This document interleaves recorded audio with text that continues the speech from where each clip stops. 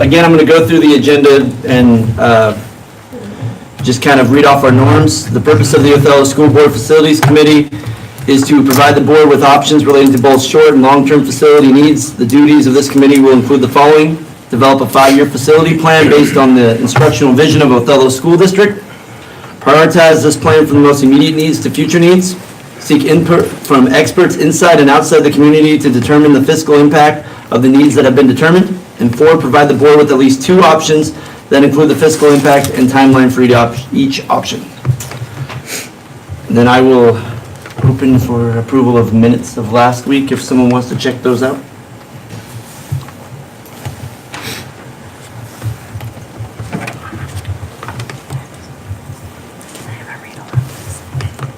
Read aloud.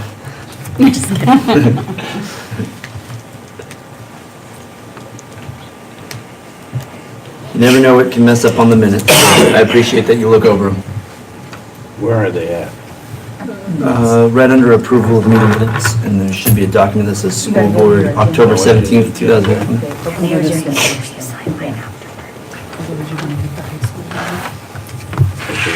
Would anyone want to be my designated reader of the approval minutes for the meetings? Like goes over it thoroughly? Somebody with young eyes. Somebody with young eyes? I'm out. In that case, I'm out. There we go. Teamwork. I didn't hear what I you said, said. I know nobody says anything. I'm deaf in one ear and can't hear out of the other. What? What? Say what, brother? I'd entertain a motion to approve the minutes.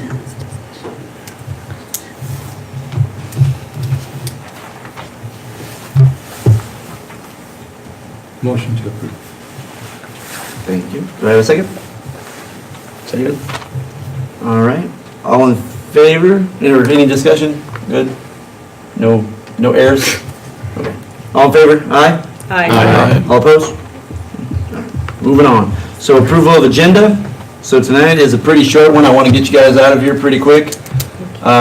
Sadly, we're still in our phase of front-loading and learning a lot of information, and I'll get down to why it looks like tonight here on number 1 on C. So I'll have some more discussion. But approval of the agenda tonight, as it stands.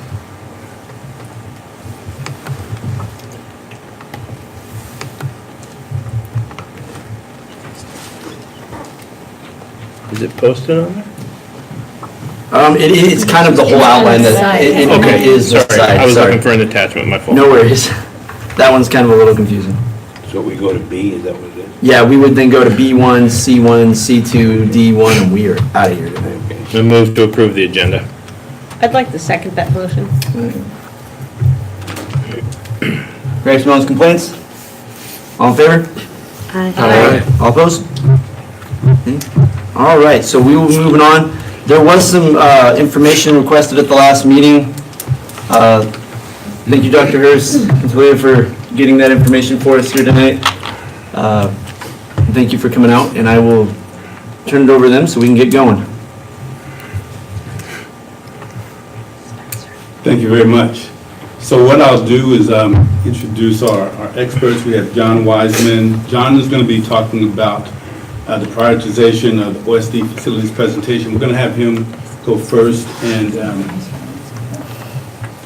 even though we did say, Chairperson, that we were going to get out of here pretty quickly, what I wanted to do is just really take our time, because this was an issue that was brought up around just how we're going to prioritize our facilities based on the instructional vision. So we're going to have a presentation by John Wiseman first, and he'll go over the conversation that he had with principals, teachers, and bring that to us. And then we're going to bring Dax and Lisa Pierce and Greg. Dax is running a little bit late, but he'll be here.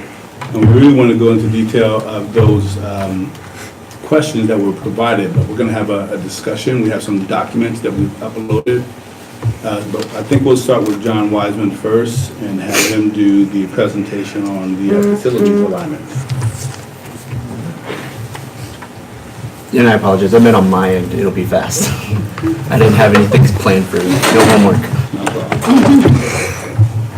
All right, well, thank you for the opportunity to be here. Again, John Weisman, I've been in the district now for 16 years in different roles, and was asked to talk about the Teeter Crocker report that took place, and then a discussion that we had with our principals as they went and identified what they feel are the priorities around their facilities and at their buildings and sites.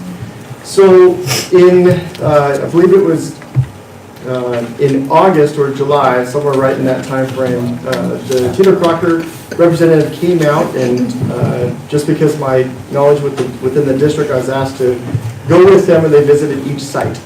And when they were generating their report, what they were looking, thank you, what they were looking for is they had kind of two lenses. One lens was around the instructional goals for the district, and so they were provided multiple resources, had a conversation around that, of what those instructional priorities are. And the second lens that they used was around, at that point, K-8, and looking at what the sites would need to make sure that we could be successful in having K-8 structures across the district. As we know that the K-8 portion is on pause right now as we get more information and consider our various options for that. So the questions that we posed for the principals was this: how can we improve upon our current spaces to accomplish the instructional vision? And so it was removing the parameters of K-8 and really trying not to get too caught up on any particular grade configuration. But so as it stands right now, what are the things that they would need that would really support them with our instructional vision? Some of those pieces with the instructional vision are going to be, for example, project-based learning or maker spaces, design thinking opportunities, the work around teacher clarity. Those sort of pieces, when we talk about instructional priorities, is really the focus and the lens. So if we look at the first slide, or I guess it would be slide number 3. This is an example of from Teeter Crocker. This was lifted directly from their report. And what they would have is they would have a summary of information about what they saw in their walk, and then their recommendations. And then within each page for each building, they would have bullet points that would say, here are the main areas for recommendation, and then estimates for cost of what that would look like. And so this was not necessarily any, Teeter Crocker didn't prioritize which of these would be most essential or most critical, just recognizing that here are all the needs that we would see at this site. So at Hiawatha, it was admin space, art, repurposed the library. Recognizing that there was limited ELL room and opportunity for students. Change rooms, you're going to see that in the other schools as well. That's referring to physical, like locker rooms. So if you think of a K-8 having sports teams and that sort of thing, then you would need a boys and girl locker room. Obviously, if they weren't K-8, then that's one thing in the report that wouldn't be a priority, right, for that. So performing arts, food service or a new gym, and then additional classrooms. And additional classrooms was looking at both projected numbers of students and current numbers of students, as well as the board's goal to eliminate portables, right? That all students would be able to have instruction in an actual brick and mortar classroom. So with that list, we posed that question to the principals, and then we asked them, we said, look, they're all great things, they'd all be beneficial, but what would be your priority? What are the things that you feel like would kind of come to the top of that list if you could wave your magic wand, if you will, and say what would be best? So in the example of Hiawatha, we have the food service or new gym. There's a reason for that. One of the realities is when you have 600 bodies at a school, and they all need lunch, and you've got one area or location for that, you begin to build your schedule around a lunch schedule, as opposed to the opportunity to flip that and start building around instructional needs. And so by having a location where lunch is served in one area and then PE and that gym space is used in another, it allows for more flexibility with the overall master schedule. So that's something you're going to find with the other schools became a top priority as well, as they were really wrestling with making sure that we have the right amount of time that's necessary to support our kids. And also to extend that lunch schedule a little bit because we know that's kind of a rush too, and we've heard that from the community. Is the 600 kids, I'm sorry, Yeah. 600 kids with K through 6 or K through 8? K-6. K6, okay, thank you. So is that a new gym, or are they repurposing or building a bigger gym? This would be an actual new gym. Gym. Yeah, yeah, so the current gym would be, and we'll look at some repurposing, and we'll come to that it could be developed into, but it would be an actual separate gym. So similar to Wahidas, how they have it. They have a lunch area, a serving room, and then they have a gym separate. Great questions. Dr. Hurst, did you have something that? No, I was just, Oh, okay, make sure, thank you. The ELO change rooms, ancillary space, really because of the number of students that we have right now, ELL was in a standard sized classroom, and now they're in a much smaller room. And so because we needed that classroom for our core instructor or core teacher.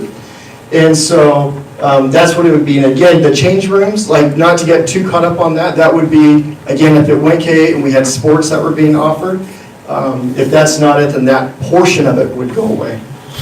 And then the performing arts, project-based learning requires meaningful presentations, and we want our students to have opportunities to, in the fine arts, and be able to have performances and plays or concerts or those sort of things. And so rather than having kids all sit on a gym floor, then trying to look up and see that there would be like a stage area. This could be part of that new gym, like that it would be part of that, or to be retrofitting the current gyms in some of the buildings if it makes more sense there. But provide some seating and opportunities for that. And then admin, art, and library repurpose. This is really if you have rooms that are dedicated for art or for science or for makerspace, and you are able to have the supplies and materials that are in that room, and then all students would have an opportunity to go through that, to circle through this. So it'd be used constantly, but not by just one teacher. And what that also allows is, instead of trying to buy materials for every classroom, that you would have enough, right, in that one room that all could have access to, right, or like a type of thing. So we spent a little bit more time on Hiawatha because what you're going to see with the other buildings is the same things.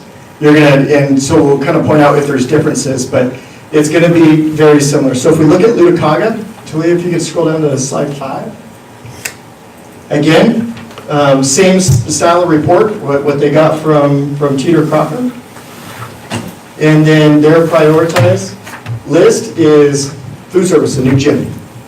They had that as well. And these were done independent, I should say. Like it was in a room, but the principals just worked on their own list. And so it's just interesting to find the similarities. Having that art and science edition, so again, those classrooms that would be made available that have those resources as part of that. Performing arts and science. So the difference between this would be like an art space or art classroom or art location, and this would be like part of that gym area or where they could have performances. The practice phase will help you reinforce your comprehension. I thought the same thing, Thank you for bringing that up. Classrooms to replace the existing portables, and again, some ancillary space. Part of just, I believe some of you may have taken the opportunity to tour the schools, and you may have noticed that for a lot of our buildings, there's just actually no physical space for storage anymore. So they're getting creative, right? So tucking into conference rooms or bathrooms or all sorts of different places. And so this is just allowing that you would have some locations where you could put materials, store tested materials, or other school supplies in that. So why do you think there's a apparently they all have the gym thing as one, but Hiawatha had classrooms, additional classrooms as number 2, where here's 4. Yeah, so here, Do you have an idea why? I think I might have an idea why.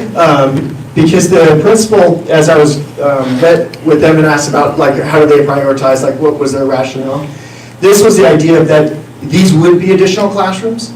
And so if these were the art and science editions, like if you had some additional classrooms that were dedicated for that, then that would be able to free up some space. And so then they put the 2 classrooms number 4, meaning we have portables, the portables are working. And so it's not that, they don't feel like the students are getting less of an education because they're in a portable. And so they thought it would be great to have the resources first and then replace the portables. That was some of the rationale. Great question. Other questions on this or with Hiawatha? Is that the same enrollment? It's the same number, 600? Yeah, right now, the numbers are fairly close to, I believe that 600 mark is, correct me if anyone knows differently. That's not an exact number, but that's a pretty close ballpark, yeah. Okay. Next would be Scootney. So again, Scootney's report with what they had, and I believe you have access to that. And so they also wanted a new gym, again, to allow that flexibility within the schedule. Art science additions, number 2, just as Ludocago was, again, looking at that as space. They talked about really again, going back to those instructional initiatives of STEAM and project-based learning experiences, that there would be a physical location for that. The performing arts, opportunities for students to present, concerts, those sort of events for that. Change rooms, if it went K-8, again, this would, the principal made note that that's not a necessity if would strike that if it stayed either as a K-6 or as a K-5 or other grade configurations. And then 6 additional classrooms. Scootney has multiple portables. Again, this isn't not wanting space, but they're saying of the priorities, the portables are working for us. And so would rather see some of these things if given the opportunity because of they're making it work with the portables. And then Wahidas, they went rogue. They do not want a new gym. Because they already have one, so they weren't going to get greedy and have 3. But so if you look at that and remove that, then the performing arts, the science rooms, the locations became the top priority, which would be second from the other sites. This was, again, in the report, it said 1 classroom. But there's a note in there in speaking with Amy Kahn, the principal, that if these rooms weren't provided, then they would need more rooms here than just 1. And so, just because of the space, and as you know, we brought in some new portables, renting some new portables that are on the Wahidas campus right now. Admin space, I know right now the principal currently is using what was the conference room, and so an opportunity to build some office space there. And then the change space, again, only if moving to a K-8. Would that be necessary? John, Yeah. our enrollment is about 600. What were our schools built for? It's a good question. Anyone know that answer? I can, What's that? Oh, we're looking over here. I heard someone guess 450. I can give an estimate. 450 and 500, I believe. There's it's higher than that. There's 24 classrooms, and when it was all done, there was just this assumption, this magic number was 25 per classroom, right? So if you do the math for that, you're at 600, right? And so I think they said up to 600, but that wasn't necessarily optimum. Gotcha. Plus you have, with that, you've got other classrooms for SPED, and you've got other classroom for ELL. Well, we've shown this school year, right, that it's possible. And PE is a classroom. So I think up to 600, but I remember always hearing 550 would be the optimum Gotcha. elementary. Yes, Paul? Can you speak a little more to admin space? I mean, is it looking different at each building, or is it looking, you're finding a principal, a vice principal, a coach? I mean, are we looking at putting those things together? Is there a vision out there for that piece, since it keeps coming up as each? Well, it's coming up in each, and it's coming up and lowering that priority. Right. Because that's when Teeter Crocker came out with the report, that was one of the things that they said would be ideal. So when you think about like McFarland right now and how their office is set up and to accommodate like multiple parents and that sort of piece versus an elementary type setting. And so this would be, as I understand it, would be looking if you went to a K-8 and you need like additional counselors or you need additional personnel at each of the sites, that it would no longer fit in that K-5 office setting. So again, so this is really, the principals absolutely use that lens of instructional priorities, but grade configuration does matter. Grade, when we look at the facilities, it does matter if we're looking at a K-5, a K-6, a K-8, or whatever, in between those. And so that's why you keep seeing the admin space, because it came up in the report, but generally lower. Did you know if there was an assumption in that room that K through 8 would mean more students in the school, or just different grade configuration with the same amount of students? Did you get a sense of that? The sense was that there would actually be closer in number to what they were K-5 number-wise, Okay. because you'd be spreading that out across 5 buildings, as opposed to the 4 and feeding into a single Okay. middle school. Thank you. So how did Teeter come up with these 5 things? So that's, I don't know exactly all their particular strategy or methodology for that, other than, and maybe we have other experts that can speak to that. But that's, what they do is they'll go in, a district will say, these are our priorities, or this is what we're hoping to do, and here's our current facilities. And then through their experience and what they'll look at, you'd have tape measures and measuring the number of classrooms and how much space and the height of the ceilings for libraries, and I mean, they had all sorts of these kind of different equations that they would work off of based on what they see as effective sites. And so that's how they went about it, and I just would walk along, open up doors.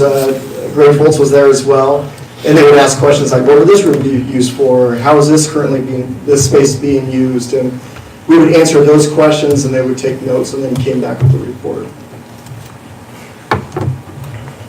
John, can I go back to Paula's question? Sure. So the admin space, am I understanding that that's admin, not necessarily the coaches and the EL? So here's what I'm getting at.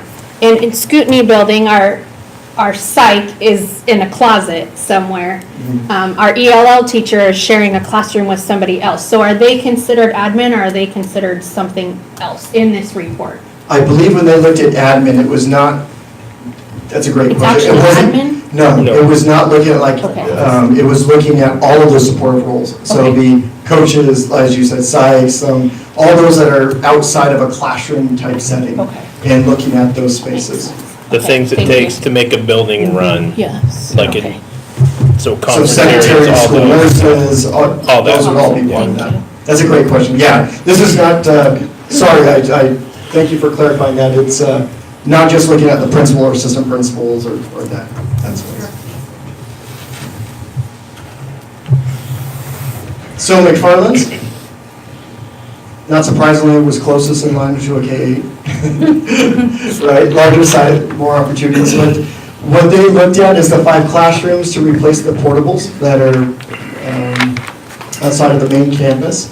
And then looking at CTE, or career and technical education, and science labs. One thing that we're trying to do is, again, trying to meet that instructional vision and really providing more science and STEAM learning opportunities. These classrooms, they need venting, they need for the machinery that they have, they need some safety things like eye washes, and there's just multiple. A true science room looks different than what a social studies or a math room would look like. And so a request for that. Admin office, again, it's looking at, this case, it was if the school continues to grow and its current number right now, they wouldn't need an additional office, but if those numbers were to grow, office space for a second principal. Their conference room right now seats comfortably maybe 6 people. And so looking for an opportunity to have a place where they can meet with up to 15 And then the separate performing arts area. So while they absolutely have that, this would be, my understanding, looking at that as like a room or a space where they could have preparations and do those things in addition to the commons area that they have right now with the stage for that. So that's the priorities for McFarland. Another question on that one. Yeah. I'm assuming that those priorities were based on McFarland remaining the current configuration. Yes, from the principal. Wait, what do you mean current configuration of 7-8? 7-8. No, that was looking at going, the fifth K-8, probably the dual language, am I wrong on that? This wasn't looked at through a dual. Sorry, on this was her was- pick, yes. Mhm. I see, the Teeter Crocker one was that, this is, okay, yes, Yeah. you're right. So this is remaining. Sorry, yeah. At with what a they current had. configuration. Yep. Or Sorry, my mistake. if it went back to a 6-8 configuration. I was just asking because the CTE thing was the only place we saw that was here, so that's what I was, okay. Yep, yes, so that's exactly right. So hand, For clarification, is it 6-8 or 7-8? sorry, it's currently 7-8. And for this needs right here, what they proposed, Again, it was kind of, because there's a little bit of uncertainty about what the final grade configurations will be. It was looking at primarily through a 7-8, but when we look at if there's a, they made note for a second assistant principal office, that would be if there was an additional grade level. So if they went back to a 6-8 and they would need an additional administrator, that's what it would be referring to. Yeah. So it's kind of I wish I could say it was a clean line, but it's kind of trying to balance, both ends and see what it might look like. Yes. So then, a report for if it was a K-8 school would be different than that? Yeah, so the slide prior was looking at, so the Crocker report was looking at if it was a K-8 school. Okay. And so it didn't vary different, a great amount from what the report was. If it were K-8, we would, start looking at things like the size of student desk furniture, that sort of piece. So it wouldn't necessarily be physical construction that would be necessary. Okay. It would be more just modifications in the materials in the student desk, chairs, that sort of Okay. piece. Good question. John, can we go to the next slide for a second? The science lab, the water sprinkler things and all that kind of stuff, where was that in the other, like in the other 4 elementaries? If we were to go to a K-8, wouldn't they need those too? So when it said like art and science rooms, That's what it was. that's what it would be referring to. So you would have, you would build those rooms for those specific purposes. Okay. And so it would allow Okay. for all the things that are specific to science and labs and, tables instead of desks, that sort of thing. Okay, thank you. All right. So when we look at, the next slide is the high school. The high school was outside of the Teeter Crocker report. And so they didn't have any reference. So this was the administration looking at, well, this is what we feel like are the needs, outside of having a formal third party come in and do an assessment. And so looking for additional classrooms, 25 classrooms altogether. And it's to replace the portables that they have, and then the older rooms in the 200 and 600 wings. And also adding an additional music classroom and an art space for the students, and to provide more opportunities there. Looking at additional library and administrative space. The library that they have is, even for staff meetings, they can't comfortably fit everyone inside of that space. And so looking for another opportunity there, new counseling space. And if the projection that the student growth continues, a few years out, looking at an additional assistant principal and an office space. And Alejandro made that clear that was, again, a projection, looking at numbers in the future. An auditorium, I know that's come up. He put 2,000 seats. I think we've talked about the 2,000 seat or 1,500 seat auditorium that would be used, a larger cafeteria for 800 students. with Chromebook charging stations. So as we move to, as we have moved to that one-to-one initiative with technology, an opportunity, a little bit of ease for students to recharge and as they're using those more and they don't drain out or have to try to do that in classrooms. A larger new gym, including new locker rooms, and then a remodel of Husky Court for that. Just, does everyone know what the 200 and 600 wings are at the high school, just for? So I can explain that a little bit? Sure. The 600 wings, that brick building kind of in the middle of the campus by the Husky Court, by the bus loop, and I Kids believe. call it the cave. Yeah. And I believe the 200 wing is the 2 science classrooms that are next to it, aren't they? Yeah, so there's just 2 set-off science classrooms that, they had the most space, and as the campus, enrollment went up, they just kind of had to plot buildings where they could fit them in. So I believe the 600 wing is currently our oldest non-remodeled classroom space in the district, if I'm not mistaken. I believe that's true, my classroom's in there. In case you want to know. And it's at the point now You hope where, it's true. Yes. if it rains, Miss Lossler's room has buckets in the ceiling That's not a problem. to get the leaks. My principal told me, the gym lead told me when it rains.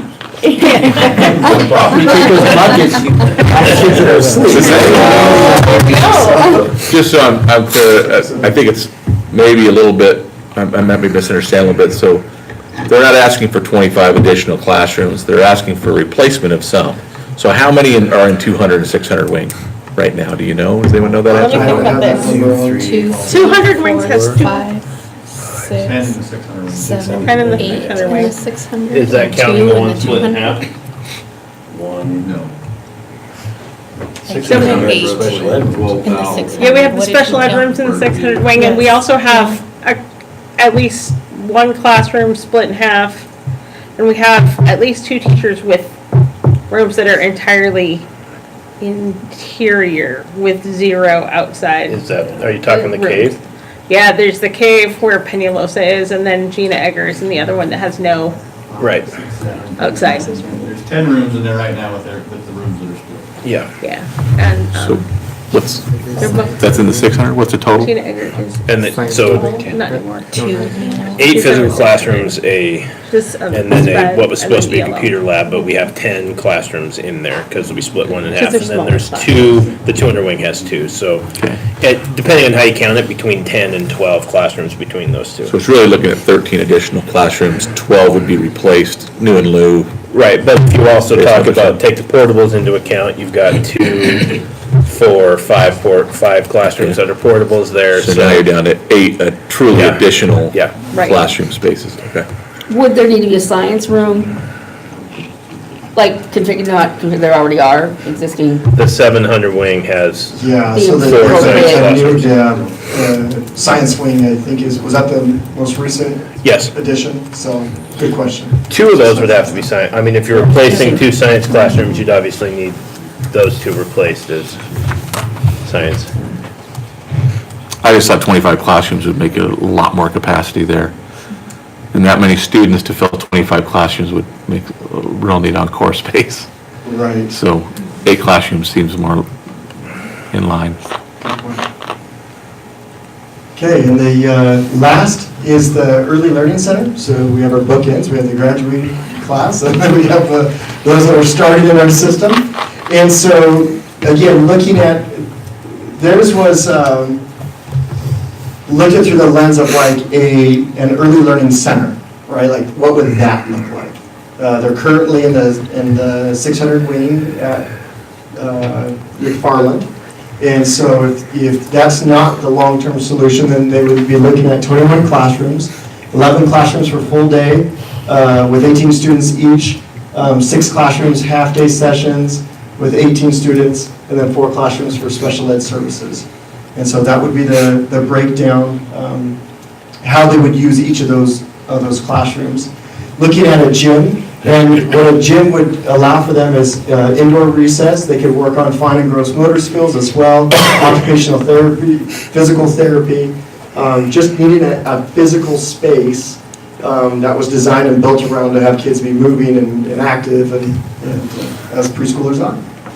So a cafeteria, they're currently eating in the classroom, and they're doing a great job of making that work, but ideally, if they had a separate eating location that could be cleaned up and was not carpeted, those would be some things that would be beneficial, sanitary-wise and cleanup-wise. Having a appropriate workspace for a secretary, director offices, have a staff room for the staff there and a workroom as well. And then a parent education center. So this would be 10 rooms that would be dedicated for Ready for Kinder and Learn Academy. Those are district initiatives that we have up and rolling that are providing a great service to our community. And then storage space for those materials would be necessary as well. That would be part of that 10-room addition. So that would be the request, top priorities for an early learning center. And again, no Teeter Crocker report for the early learning center. This is through the administration and discussion with the teachers. That is all the slides or information I have. I'm happy to try to answer any questions, or I can pass on the mic. Can I ask that question? Isn't there anything for the Desert Oasis? There is not anything, any additional requests for Desert Oasis. They have no needs, obviously. They've got a fire, they got a facility. They got a well-oiled machine. Was 12R part of that? What's that? Was Josh part of this meeting? He was invited, yes. Invited, I don't, I know there were a couple that couldn't make it to the initial invitation, and then they met with, I believe Pete Perez, and then got that information, so I don't know if there was a follow-up there. And we're not sitting at over capacity, so that's probably why. Which is probably good. Yes. John, how often are the rooms for the Ready for Kinder and Learn Academy used? Are those used daily? Paula, would you be able to? No, they're not used daily, but I know the ultimate goal would be that center would be used more if the facility was there. That we would start doing parent education things and using them at a time. They're used, Right.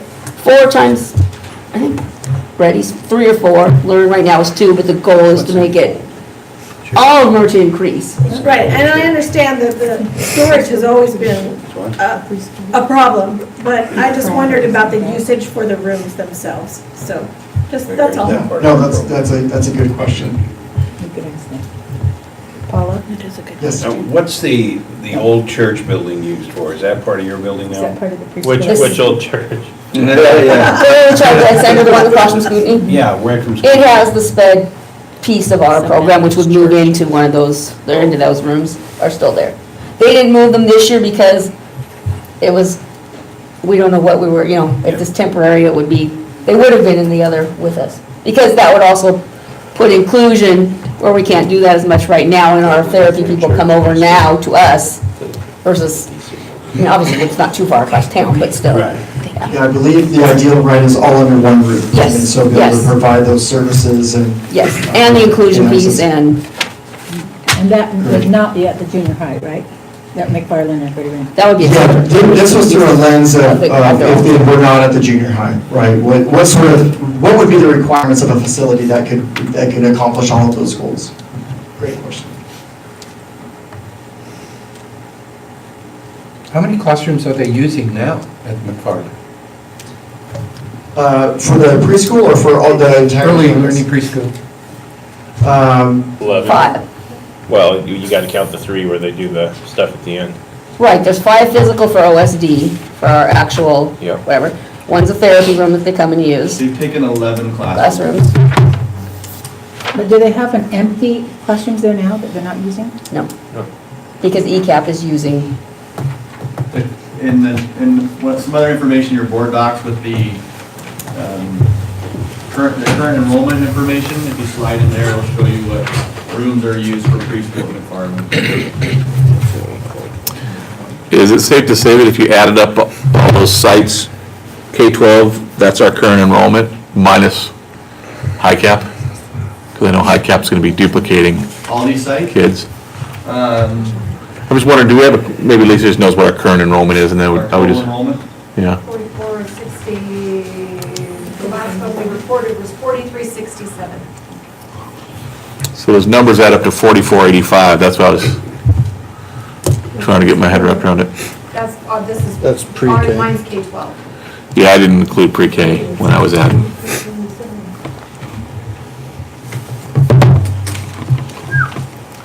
I just went by each elementary, I subtracted out high cap, which is proper, right? Because 53 kids in high cap, they're coming from other schools, Yes. Right. right? Then I added MMS 697, and I added OHS 1128. I added Desert Oasis 86, and I came with 4485. Unless I added it wrong. Does anyone else add that? Well, that is.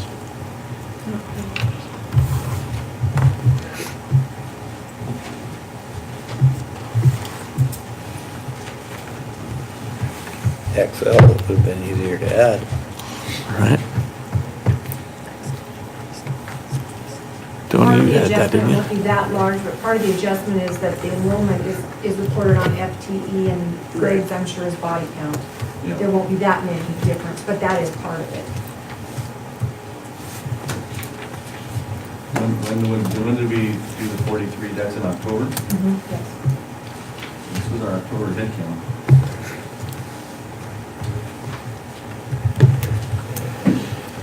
Actually, I typed the last number wrong. It's actually 4488.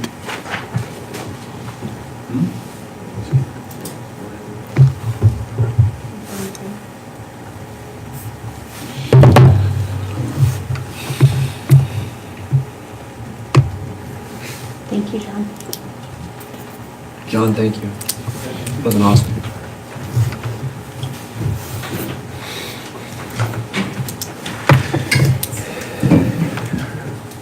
So guys, we got a pretty good start there for information. What'd you get? 4488 is the number I got when I, you You got 45, 44. Take out. added pre-K. No, he added high cap. I did the same thing at first. Oh.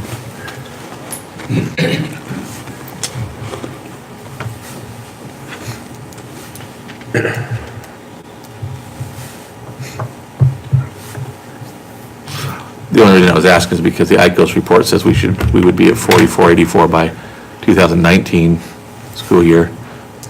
That would put us ahead of even the ICOS projection, it would put ahead of our projections too. But I just don't know what the right number is.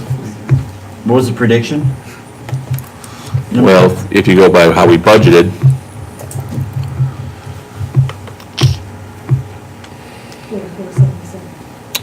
yeah, 4477 this year.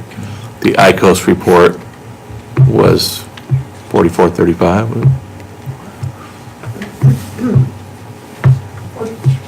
4477 is with the running start number. Yeah. So those are duplicate kids, so the actual budget is 4434.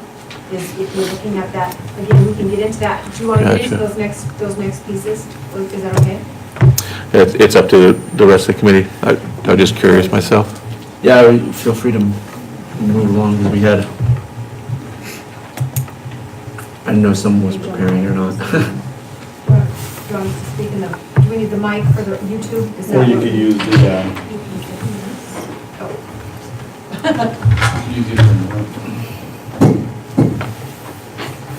Okay, so the first, there was a number of items that were provided to you based on some questions that had been asked from the last meeting.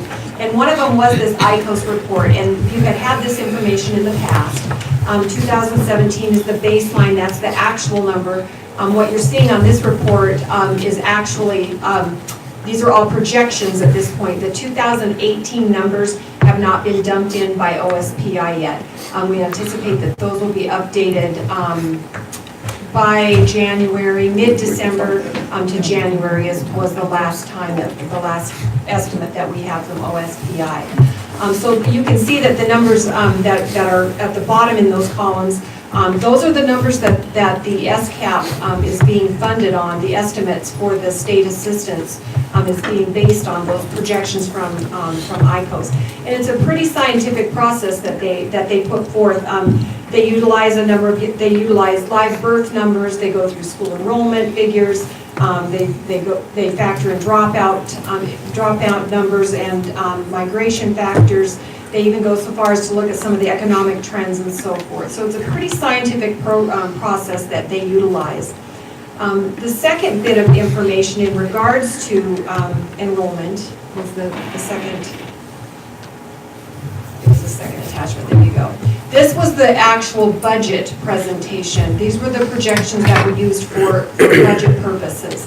And when I spoke to the business consultant who was involved with the projections and so forth for budget, what she said was that what she utilized was the 16, 17 numbers, actual enrollments, and then rolled them, did an alignment, closely aligned roll-up, if you will, basically a 100% cohort survival rate with some adjustments as they got down into high school. And you can see that if you look diagonally across, you can see that it really wasn't a very scientific approach as to what was utilized for the enrollment for budget purposes. So if you go down a little bit there, Toya, okay. So and go down a little bit more, there you go. So if you see line 14 is the subtotal, and this is the actual enrollment amount, the FTE that was utilized for BEA, for the basic education apportionment numbers for the state. That's the number of FTE that was projected for budget. Underneath that is the kids then that were also included in the Running Start programs, and so that's where the 4477. And actually, I think, Rob, that was my confusion to you at the board meeting, so I apologize for that. For the actual BEA calculations, it's that line 14 subtotal line. So we don't get any funding for Running Start, that funding goes to the It's a college. flow-through process through us, but yes, it is basically a flow-through. We do receive the funds, but then we flow them through to the institutions. And our current enrollment is what, as of October 1st? 4267 is what was actually, FTE was reported for October. So we have overall in our district 10 more students than last year, October 1st. That could be. Well, on the ICOs, I was looking at the ICOs as actual 2017, October 1, right? That last one we just looked at? The 2017 column in ICOS is the last actual numbers. The 2018 numbers are still projections. So it was 4357. Do you know if that included Running Start? I don't know. From ICOS, well, actually from ICOS it wouldn't, because those students would be duplicated if that was. So this has been some of my concerns. This trend over the last 2 years, we have had much less growth. Yes. K through 12 than previous years. And it's down significantly again. It is down significantly again. And as you look at the comparisons from ICOS, even their projections are showing, if you look at the 2020 number in ICOS, back at 2015 when they were projecting it forward, it's down almost 60 students from what they had originally projected. So of course those numbers become fine-tuned and the adjustments and projections become adjusted. So that trend is what you're suggesting is exactly what scientifically is coming through the enrollment process as well. So the question is why? Everyone asked when we had so many more students coming, everyone said why? Where are they coming from? What are they coming for? And now I think it's the same question. Taco Bell. Right, that's what brought it.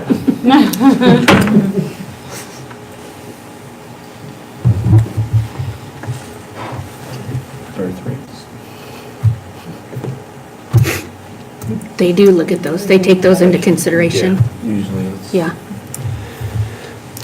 No, but not just that, but that year, we had over 100 kids come into the district throughout the year. So it wasn't just based on birth rates. It was, we had a lot of kids come in that year. We can predict the birth rate compared to kindergarten class. It's the first grade through 12th that's hard to predict. And the wild card truly ends up being at that high school. That's where the factors were really quite adjusted. As you start looking at the projections compared to actuals, that's where they went awry.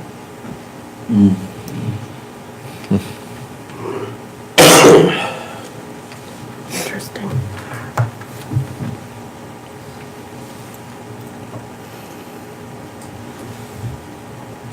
Do you want to move on to the next? Yeah, person within absolutely. there? Okay, Yeah, feel very free good. to just, Okay. whoever wants to go in whatever Looking for a order. nod from the man in charge.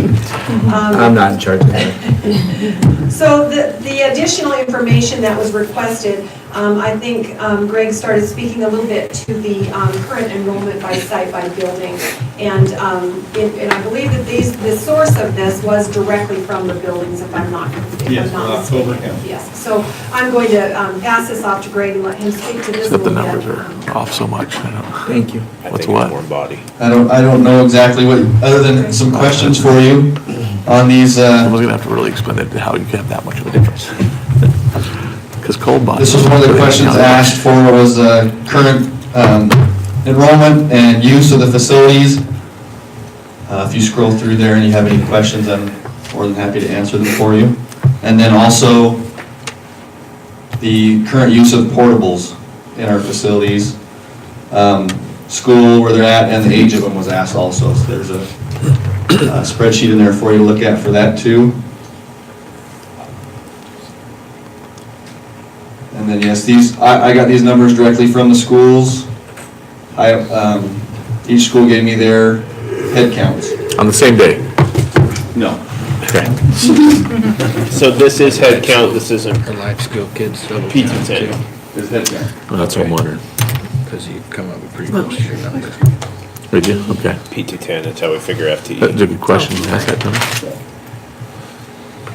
Well, Tony just brought up, would life skills classrooms also have potentially double counted kids?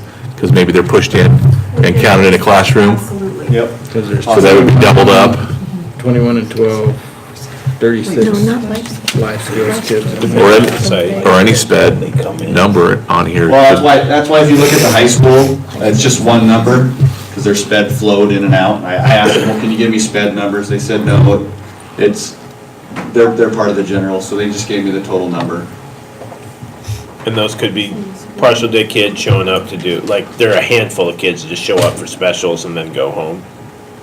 So they'd be reflected in a head count for, So to help me understand it again, and help the committee understand the difference between warm body count and FTE. It's much like the equivalent of the workforce. It's number of, it's the number of hours that we have those students, that we're responsible for those students. If we have a student that's enrolled half-time, the state's only going to provide us half of the funding for that student. It's the equivalent of a workforce FTE, and it becomes a funding unit, if you will. So do you see that number is has a bigger difference in middle school and high school, or is it across K through 12 that you have students that come for just part of a day? I don't know. I don't know if part-time students. Does any of the teachers and admin here know? Schoolers that come in for specials.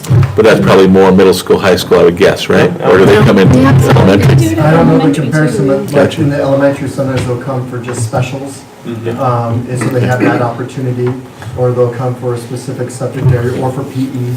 I guess that's what a specialist is. It just, but to answer your question, do we see it more at the secondary or elementary? I don't have answers to that, but we do. Well, when you said special, when you were saying specials, I was thinking electives in my mind, but so it does happen K through 12. I don't know why on these elementary numbers that would be included in there, though. The numbers they gave us are their classroom numbers, if they're just coming for specials. but if you hit that specials teacher during the time they're doing their head count, that kid's gonna be reflected. True. Are the specials, I don't know what else to call them, the students, are they financed by the state? Well, yes, through the regular BEA. No, are you talking the special ed kid? No, not special ed. These Homeschool kids? homeschool kids that come in Homeschool kids. for, Through whatever FTE equivalent they bring in. That's what I'm saying, is that if a student comes in for, 25% of the day, if you will, then we would receive 25% of the BEA funding. That's interesting from a classroom point of view, because if 6 students come into a classroom, you still need room in that classroom. That's right. Whether they come in for an hour or for 8 hours. And I think that's what you're seeing, that's what's reflected on these reports, I'm sure. And I can say, at the high school, I'm working in an inclusion classroom, like, my 2 freshman English classes are inclusion classes, and I know that the SPED department has worked very hard to get full-day schedules for all of our SPED students. That was a priority for them, and that's part of why I've got, 50 kids on IEPs in my English 9 classes, because because they're trying to get as many of them on full-day schedules and in regular gen ed curriculum as they can. So they're probably, I don't know that we have very many kids at the high school that are on partial day schedules. Well, you have a lot more than you think. Yeah. I mean, if a kid goes and takes seminary, they are unenrolled for that period, and if they haven't picked up their 0-hour class yet, you've got all of those kids that are on partial day schedules.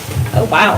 I didn't even think of that. Yeah, Well, because and they even- can't, they I don't get forget. credit for that. Any homeschool kids that come in for band or electives. Our CB Tech kids, they're enrolled half-day at our school and half-time at That was gonna be my next question. CB Tech, so there's a lot of factors that go into No, that. you're right. You're right. I was wrong. Wow, that's a lot to think about. It's complicated. Well, it isn't, Yeah.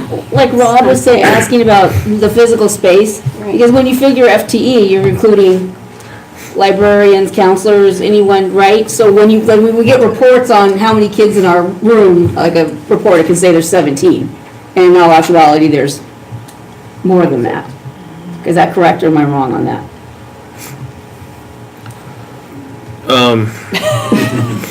Depends. I mean, theoretically, there could be, but if you have a kid in your classroom that you have to take attendance on, Right. they're gonna be reflected in that.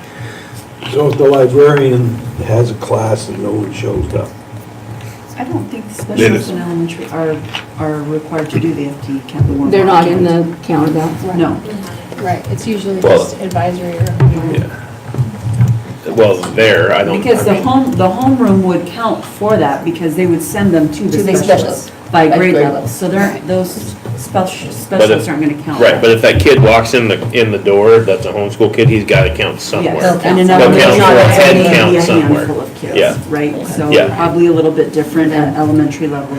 I think where it does get confusing though is the high school because of the shared programming we have with CB Tech and Running Start. And some of those Running Start kids come for one class a day and then go do one class at the high school and then go down to do their college courses down there because they're super funded, so they can technically do that. And I mean, there's a lot of calculations that, and Lisa, correct me if I'm saying anything wrong. So it's, You're right. it's complicated. Complicated from the standpoint of students in schools. If FTE It versus doesn't head change the count. discussion on No. priorities, though. Nope, nope, I don't mean to nope. get this sidetracked, I'm trying to get my own mind wrapped around it.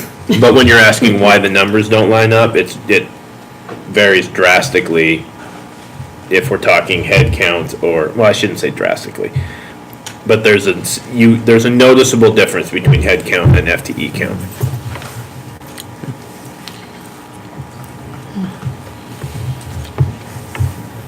But those numbers have to be taken into consideration. Who said, they still have to be in a classroom, so.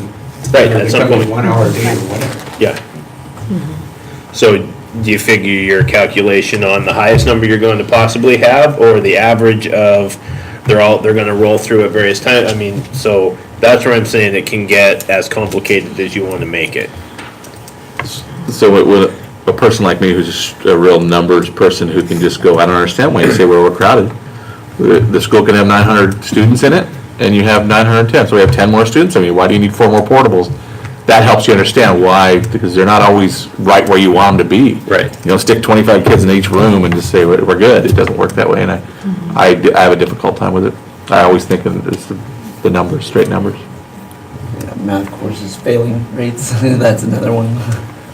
My math classes are Or definitely packed. any F rate, any F list at the high school level where credits count has an impact on your class loads for the Yep. following year, absolutely. Don't want to single out a specific content area. No, yeah. Yeah, my F list is big too. Same here.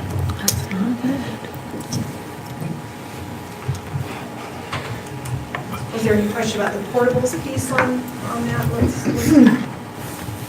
That's a separate one. Bit of the questions as well. Do you have a count on the number of students in portables? It is on that sheet. I've seen it. It's a different attachment. attachment. There's portable spelling, there you go. Would that be for the total at the bottom?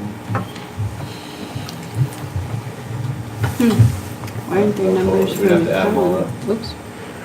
And then the McFarland numbers, again, the kids are moving around. It's hard to get a number for what class, I mean, a class could have 17, it could Like an have average. 24. And Ludicaga's kindergarten numbers, why they seem to be like 5 or 6 more per room than the rest of the schools? That's a good question. Good job there, Adele. Good question. Actually, Yeah. that speaks, and I'll jump into, you don't have to go to it, but the OEA, one of the other questions was with the OEA workload provision within the contract.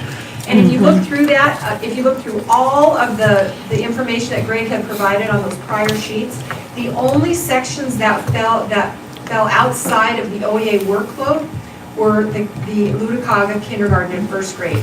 And so I asked that same question, and Pete, the way Pete explained it to me was that because of the bilingual program, and they don't bring those kids in, they don't allow kids to come in 3rd and 4th and 5th grade, they start with higher numbers at those lower levels, thinking that there will be migration out, and they're supported with paras. Okay. And so there's additional instructional Bodies. support given in those classrooms. Well, the program itself is set up to have partner teachers, and so you couldn't have, just adding a 5th classroom, they did that one year, didn't work out so well.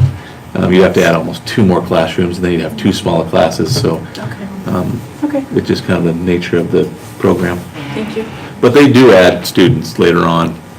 If someone comes who is strictly Spanish speaker, some would argue that the dual language program is the best place for them to go, and so they tend to fill in those spots.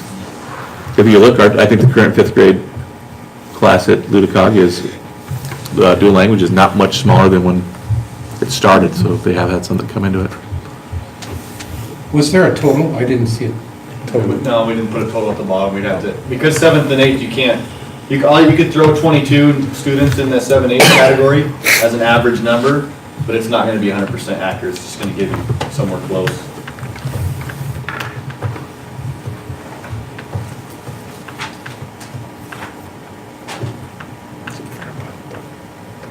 Probably close to 400. 400 in portables? Yeah, add all those up. Well, Almost a whole other school. That includes high school. Close to it. Are there any other questions The on reason that there's no information? one It's a lot. They don't count them. No, they don't, can't because they're moving around. Because of the portables at the middle school, so every class is different. So it's not accurate. So So you you, don't really. Pete, you could throw 22, the average number in there. Right. It wouldn't be 100% accurate. Yeah. Or you put 27. Right.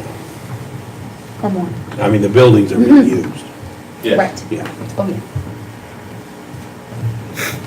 The other piece that Greg was going to speak to a little bit in the request for information was the questions regarding the expansion, the design within the new Wahidas, and what was built in for expansion ability.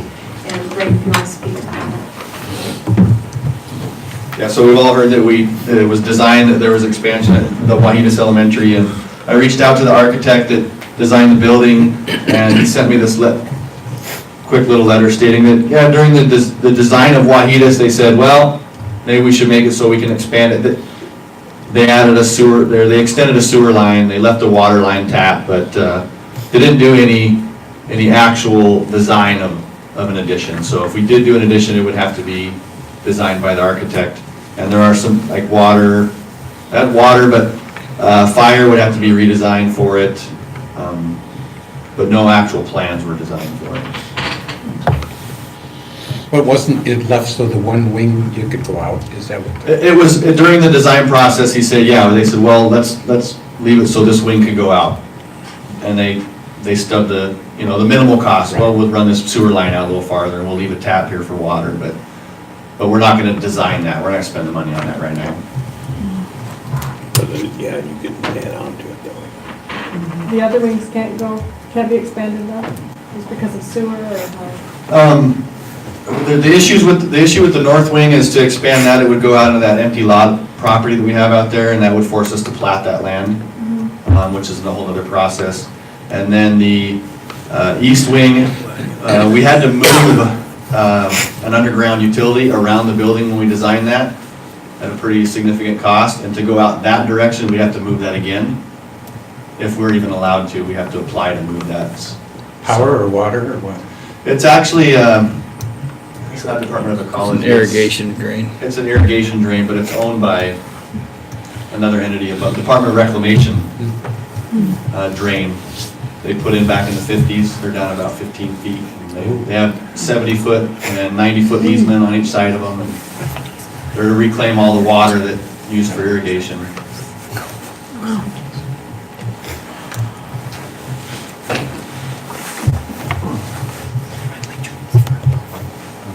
Okay. We move on to DAX. It's interesting. Nope. You're on the land, we didn't even do anything with it. Yeah. I told my lands, but I have power lines crisscrossing my backyard, I can't do anything. I can't even plant back there, because they're not buried deep enough. So, well, I could, but I only do it once. Right. And then use 25 from the bottom portable fiber. Just send Kellen out today. Yeah. It's okay, honey, it won't hurt for that long. Thank you. Welcome. That's funny. You ready? Hear me okay? Thank you. Yes. So that was some good information to start the discussion tonight regarding the Crocker report, which again was modeled at conversion of those facilities to a K-8. So what I took a look at between the time we met previously is some macro options, not too direct, just to somewhat simplify some of the major pieces from the past, one being the high school project from the previous one. It was about 91,000 square feet. But as I hear discussions and classroom counts, that's probably significantly smaller at this time. The 91,000 was based on a 10-year projection of growth, if you continue the growth that you're experiencing. So, and the 2017 numbers associated with the high school from a state match standpoint were roughly 54,000 square feet and change of eligibility. That includes the new and loose space associated with the 600 wing, and ultimately that translates between unhoused and new and loose to that 54,000 square feet. Well, if you just focused on your eligible square foot area, I'm not saying what would make it up, but previously there was the auditorium, classrooms, etc. Ultimately, that project would cost around $22 million in local, with the state picking up, well, total about $34 million, $34.3 million, with the state picking up about $12.2 million of that cost. Again, focusing on just adding the eligible square foot at 54,000. Now, is that going to be 100% adequate? That would be yet to be looked at, etc. But it gives you kind of a big picture of what that project or that piece might look at, and what portion of your bonding capacity that would need to be dedicated to maximize the total return from the state, or the potential based on 2017 numbers. So that's one piece. Again, very generalized, but gives you a general idea of what you might be eligible for, and maybe some thought about what specifically would make up that 54,000 based on your priorities discussed, auditorium, classroom spaces, etc., etc. Another big anomaly that was discussed at length was the athletic facilities and the new property versus the existing. When the previous bond was to make improvements at the existing facility for now, because of the infrastructure and profit, the athletic complex was left out. So there would be some budget in there for additional parking included in those figures I gave you in athletics complex ways. So then if you shift to the other two larger pieces, you have the Teeter Crocker report converting the K-8, or converting your existing K-8 facilities to a K-8 model at the individual sites. And we saw some preliminary numbers around 32 million to do that, based on prior to the prioritization and minimizing, et cetera. But that piece, actually, when I look at that budgeting model of Crocker, it's really underfunded. The total cost is probably significantly more, just based on cost per square foot and additional impacts to the site, et cetera. So I'm guessing closer to 40 million by the time it's escalated to the point of bid, if you were to pass a bond within the next 6 to 12 months. So there's another big piece, and a general understanding of the cost. And again, that could be modulated back potentially, but with each modulation back, or each piece, your functionality of the facilities is diminished. Then the other piece, or a way to look at it, so if it's 40 million, and you have a $47 million bonding capacity, that's a significant piece. I mean, that would probably be the main focus. And yes, you could dial it back, and potentially, when you really take a harder look at it, you could probably increase it too in some specific areas. But again, very simplistic, very general. The high school piece and the K-8 modeling from Crocker. Then another way to look at it is in a backward sense. If you have the need at the high school, which is a known, it has been a known, and the total cost is 34 million, you get 12 million in state participation, you're at a $22 million project. If you take the 47 million in your capacity, take off the high school, a 54,000 square foot addition, and that leaves, what does that leave?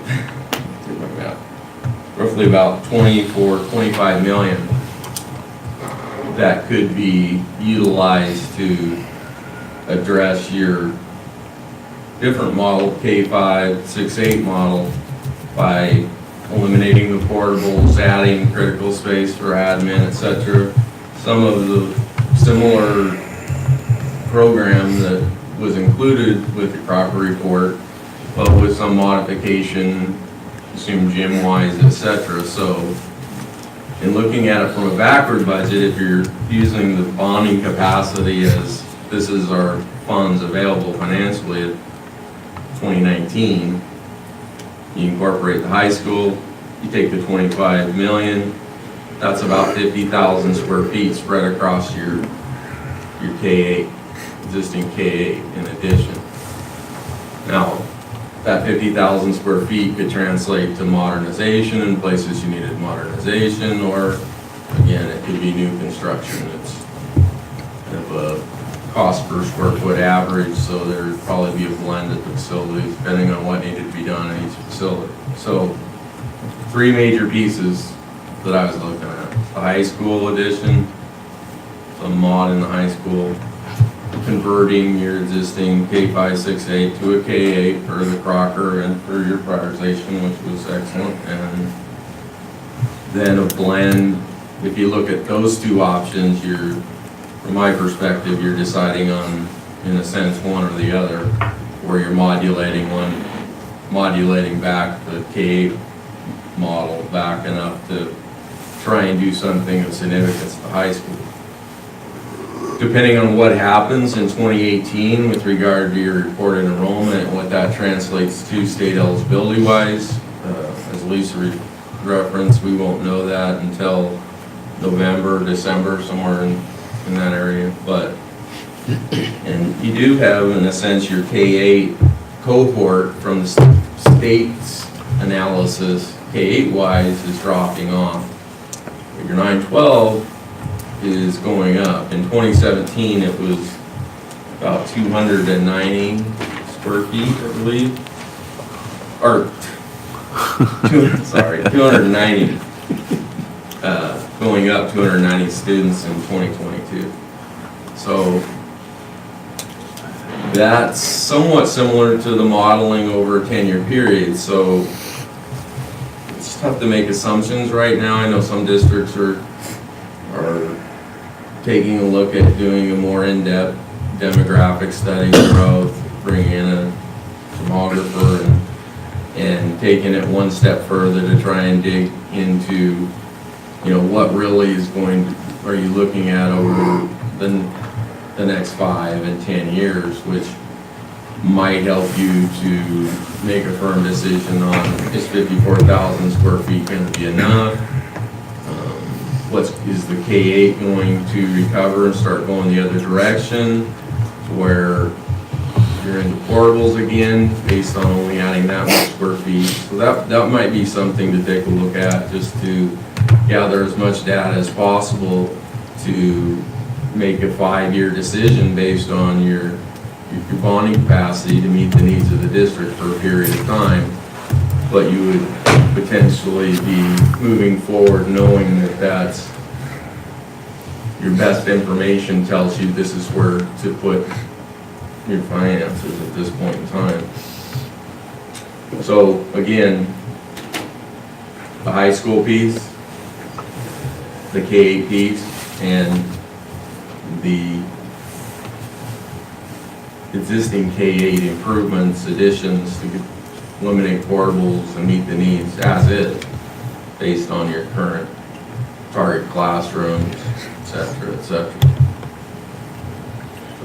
So how does the school district come up, who figures this 47 million bonding capacity? Where does that come from? Comes from your bond counsel. Mark Pressing has provided those figures. They look at our demographic or what? It's based on evaluation. Yeah, evaluation. It's a percentage of the total land values of Assessed our value. district. Assessed And the values. forecasted growth rates in that model. I think that the last, you received this, I think you can only borrow 5% of your total assessed value of the school district boundaries. So if I take all the taxable assessments of everything in the county that's in our district and multiply it by 5%, that's your limit. And then subtract the bond that we currently have, and that's what we're left at. So, say we took the 47 million or whatever, how much of that does the state match? I mean, how much will they take, add, or whatever? We can find it out for you. It depends on what. Depends on the project. The project. yeah, you only have currently eligibility based on your cohort, your report 1049 of roughly combination unhoused, about 40,000 at grade 9, 12, and another 12 or so based on new and lieu eligibility at the grade 9, 12. No, go ahead. I'm sorry, this might just be a point of relevance at this point, because that information was actually included in our first meeting, which you just didn't have any context for it at that point. So I would suggest possibly going back to the first meeting, the information that was in there. There was a paper, there was a spreadsheet that was given, and it was an estimate of, it was the unhoused and overhoused student report, if you remember that piece. And there was an estimate for modernization and in lieu, and for I think it was it K-8? I can't remember the breakdown. Yes. There, thank you. Yeah, OSBI segregates the eligibility, Based- model K-8, 912, they're separate calculations, and those were based on 2017 cohort. So you're gonna get an update in 18, and you did have 7,500 square feet of mod new and lieu replacement at your K-8 level, which is a existing facility that wasn't touched at Lutacaga in the previous round. But with your K-8 enrollment dropping, that's 7,500 square feet is very likely not going to be there, because I can get into it, but you have an improved space model. Most of your K-8 facilities were improved. They compare that to a calculation cohort student translated to square feet, And if you have more improved space than you have cohort, then even though it's age eligible for mod, it's not eligible because they're saying you already have enough new improved space or what they consider new. So my analysis was you're not gonna have any K-8 eligibility unhoused or modernization. That particular building is a 12,000 square foot building, so you can already see the number there, 7,500 square feet, is much less than the building square footage itself based on cohort of student count. And just a couple of years ago, your cohort, when the eligibility for new K-8 was, I think, around 18,000, somewhere in that range of unhoused eligibility, but with the consistent drop over a couple of years, that ripples through your cohort survival projection and takes you the other direction pretty quickly. So again, right currently, as you see here, your based on your 2017 enrollment in cohort 912, you have the new in lieu and then you have the unhoused. So, which again, forecast to 2019 ACA current match ratio, state would be about 12.2 million. That's what they would participate. So total project cost, if you did a 54,000 square foot addition with the auditorium and some of the gym and classrooms and made the site improvements you're gonna need to make in order to accommodate that new space and address the athletic facilities, about a $34 million project. Now, that would have to be programmed, dialed in, re-estimated, but that can be, the estimating is pretty quick. What goes into it is not, but if you set kind of a target at that 54,000 and potentially revisit it after the 2018 enrollment translates to that cohort, if you can keep it, that's what's going to optimize your state health. And your need may go beyond that as the previous bond showed, but again, you're projecting 10 years out at that point at a certain growth rate, so be determined. So I defeased the 34 million by the 12 million, which leaves you about 22. Take the 47 minus 22 leaves you about 25 million for K-8 focus, be it converting to a K-8 or eliminating portables, leaving the grade configuration as is. I'm sorry, and just for clarification, based on the estimates, that would all be local effort. Yes. Again, I would, even though your 17 still showed 7,500 square foot of mod, that's associated with one building at Ludokaga, period. There's no unhoused eligibility to build new. So anything new you construct will be on your own dime. And that Ludokaga building, you could tear it down and build new as an option, but it's not going to be eligible based on the numbers I'm seeing. And it'll only be a small portion of it. So again, Lisa's correct. You're not going to get any help on the K-8 side of adding space or modernizing space, because in the eyes of the state, those buildings are improved, and that will be the case for 30 years from the point the projects were accepted by the board. So Dax, when you look at these projections, like you were saying, 9 through 12, we have more than what was projected if you look back at a projection 4 years ago. K through 8, we have less. And we always, for years, we've talked about eventually these kids that we're seeing in elementary are going to end up hitting our high school, and we're there now. But now, so a fear as a taxpayer and a board member is now we've got a reduced enrollment K through 8 that's going to hit the high school. And so when we talk about investing in the high school, I worry that 8 years down the road, we're going to go, now we have fewer students than what the high school can support. And it's unusual to see the high school in a cohort going up by 290 students in a 4 or 5 year period from your actual enrollment and what the cohort is projecting. but seeing an overall dip at K-8. Now, You see that in failing communities where people are leaving, maybe. well, sometimes you have a higher retainage at the high school, so if your dropout rate was significant and that showed over a period of time, that could send it the other direction. And if you're retaining more students at the high school, which could potentially be part of it, you know, there's so many different factors that can affect that. That is part of it. Is it?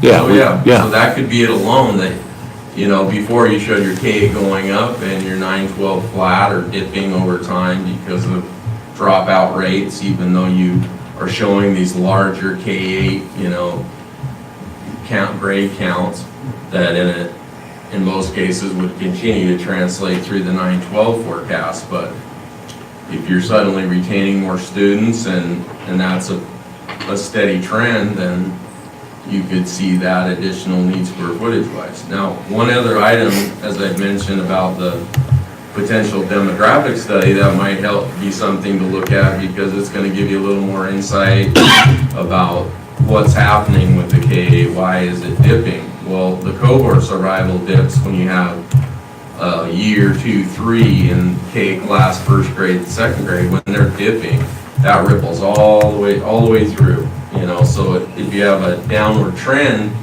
and honestly, I can't think of any school districts that I've worked with in the last 2 years that haven't seen a drop in their K class that they weren't expecting, you know, some 100, this, that, significant drops. And what I hear is part of that was due to the recession and the lower birth rate, et cetera, and I've heard some folks 2 weeks ago saying, well, that's gonna change, you know, it's gonna swing back the other direction in the next year or two. But again, without really diving into it or having someone that specializes in that, it's a tough call, especially when you're, you know, at such unusual times from what you'd normally see in most districts. And I'm not talking just smaller rural, you know, like Richland, Pasco, Rosser, all have significant drops in their K in first grade in the last 2 years. At any rate.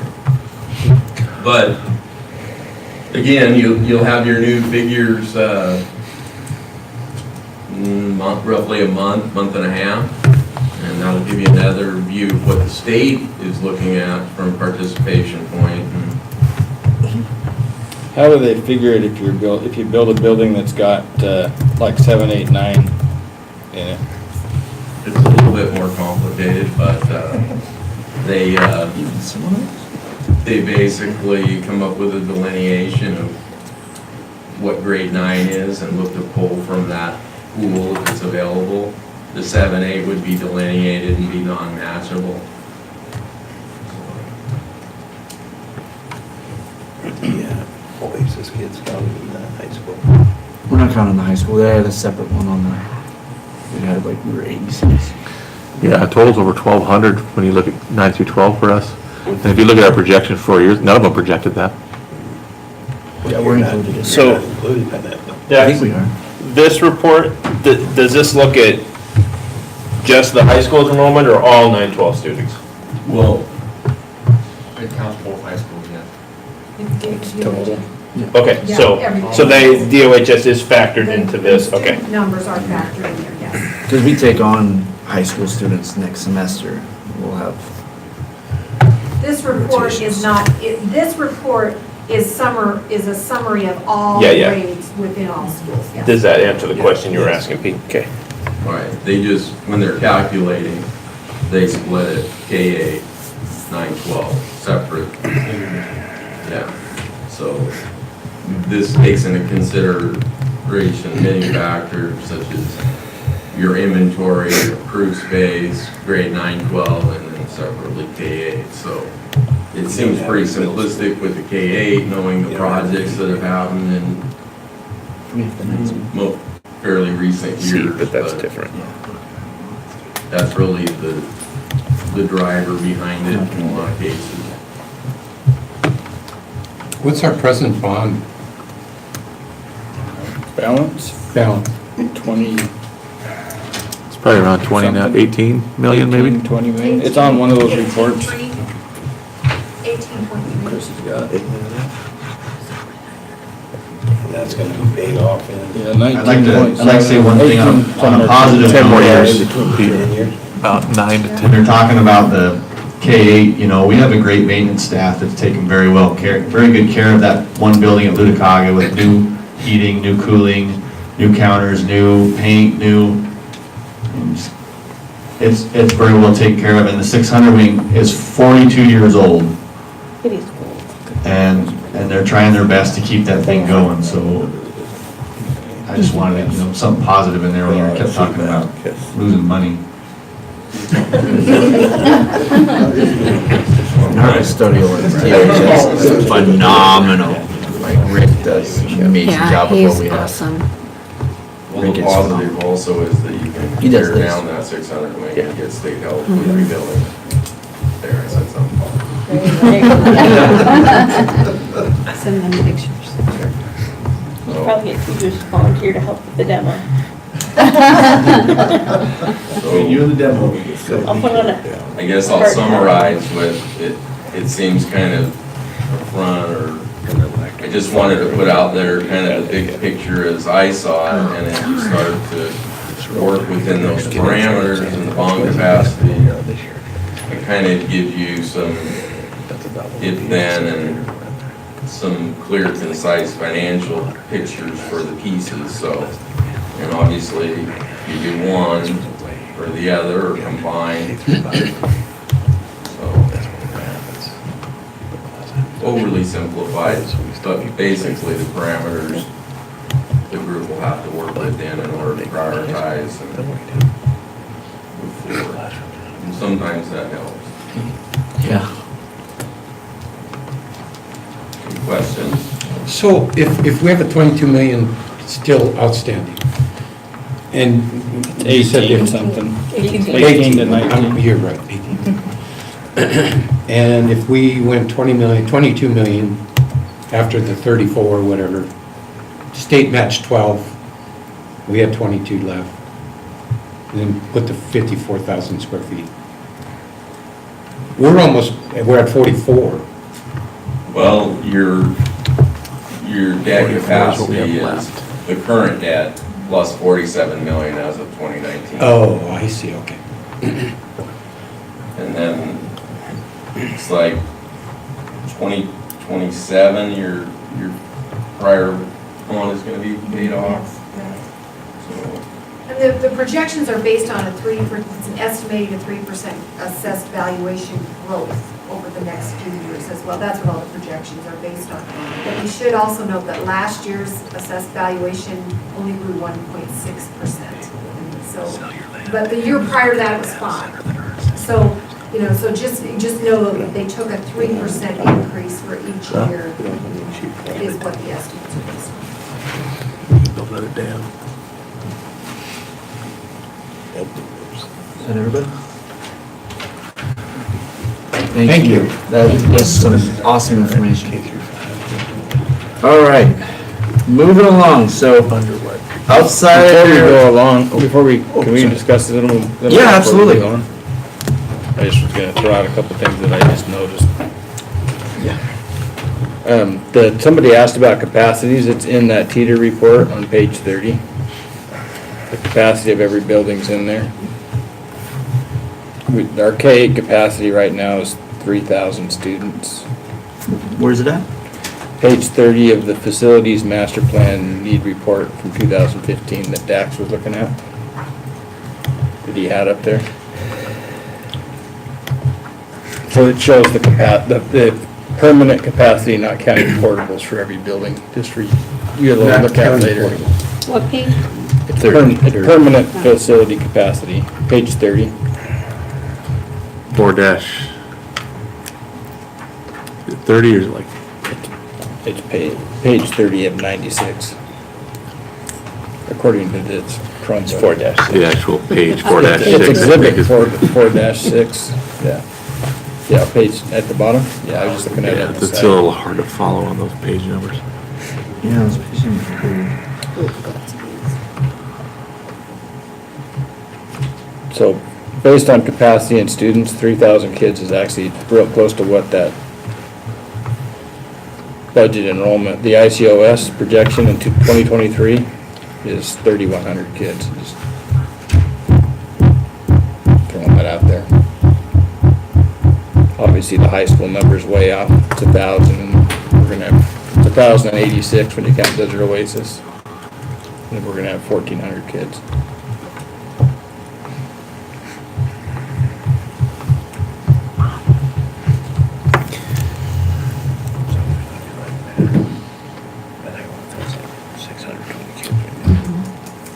Like, maybe that confirms what Dax is saying in another way, but K-8, according to this, we have capacity for 3,000 kids, and we have virtually 3,000 kids 5 years from now. 3,100 kids. K-8. Was that capacity based on I-1351? You had a couple capacity tables. There was a couple different tables. One was including I-1351, one was not, right? It's still not passed, though.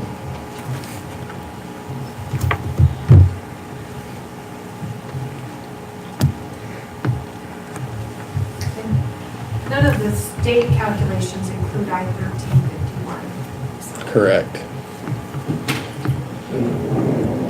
Well, in the state calculations, it's all about square footage per student anyways, right? It's not about class size. It is, although I shouldn't even bring this up, but some of the draft budget information I get, and to me, there's always that, and it has been for, the last couple of biennials, they put out these draft capital budgets with great intent, to change the area per student, the 90 square feet for the grades, 17 for grade 7A, which ultimately translates to your eligibility.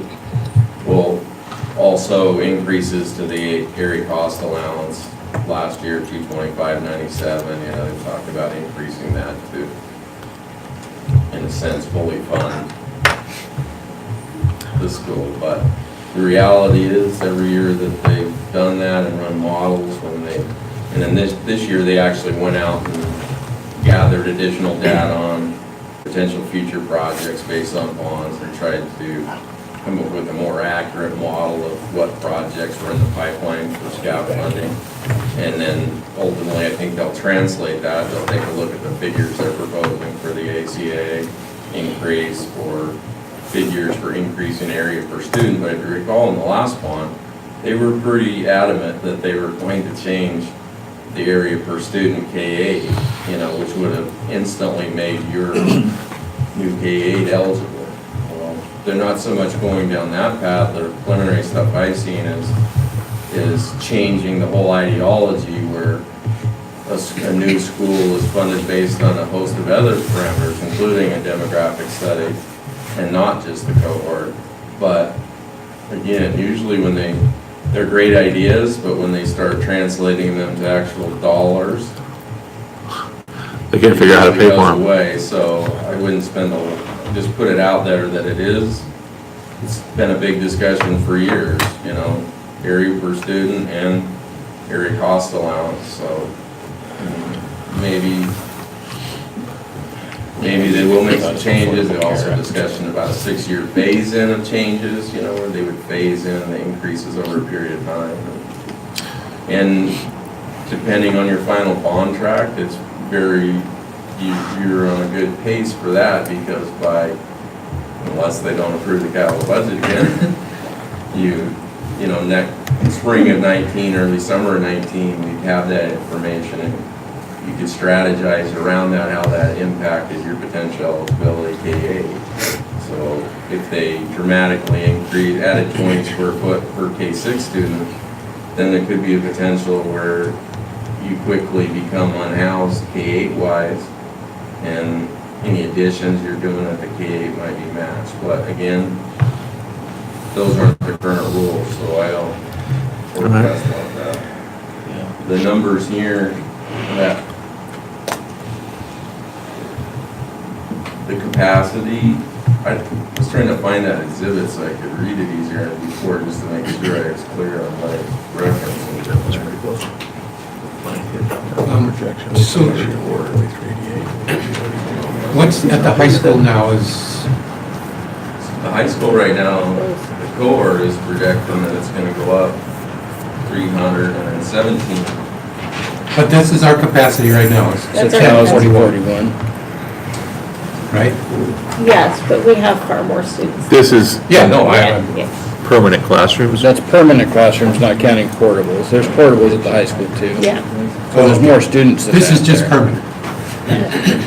I guess my only thought to throw out for the community to think about is you look at the raw number and you say, okay, we're 50% low on permanent facilities at the high school. If you just need your reaction to that and say, okay, we're gonna make the high school 1,500 students, and then a bubble comes through, so where we have a smaller high school now, you're just gonna have a big high school with not as many kids in it. If you build a separate facility, you can always change that facility to something else later if the population shifts. But if you make one great big school that's 912, it has to be 912. Is my only thought. That's why I was asking him. If you make a 7, 8, 9 school, and then the population shifts, then you can change that to something else easier than you can take one great big school and try to make it small. Because it's already big and you're not gonna put kindergartners in a high school for space. Dex, I had a question for you. On that same ballpark, the functional adequacy ratings, what is that exactly kind of, it has a description of it, but I see that the high school is like in the lowest rating, the OHS. I think it has a blend. I'd have to read through it. I didn't have this read in my report, so this is a reading. Or anybody. Usually they add a couple of factors, based on just the guys' schools, what the high school has, what you're missing, what pieces are today, the operating program stands. Yeah. So it has more to do, because it says mechanical systems and safety codes. High school would include the cemetery in it, the really old building in it. Okay. And it was remodeled, the last remodel, the majority of the high school was 98, so it's a 20-year-old facility. So aging fast.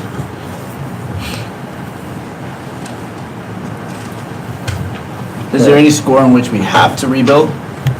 Pardon me? Is there any score that they could give us that we are mandatory to rebuild?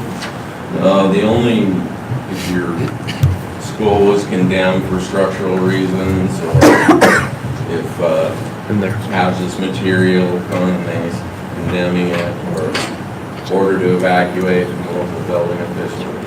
Okay. Thank you. Local officials. 30 points behind before I leave. Actually, there's special funding if you're in that category, but you don't want to be in that category.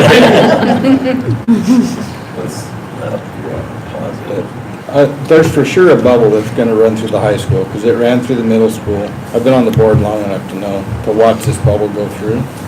The high school's not gonna stay at 1,400 kids, it's gonna go back down unless a bunch of people move in. Because that's what's happening with K-8, or the middle school age now, is they're going into high school. Do we see any companies taking root here in the city that may be moving in? Anything that Depends on who you ask. Depends on who you talk to. I haven't seen any dirt move.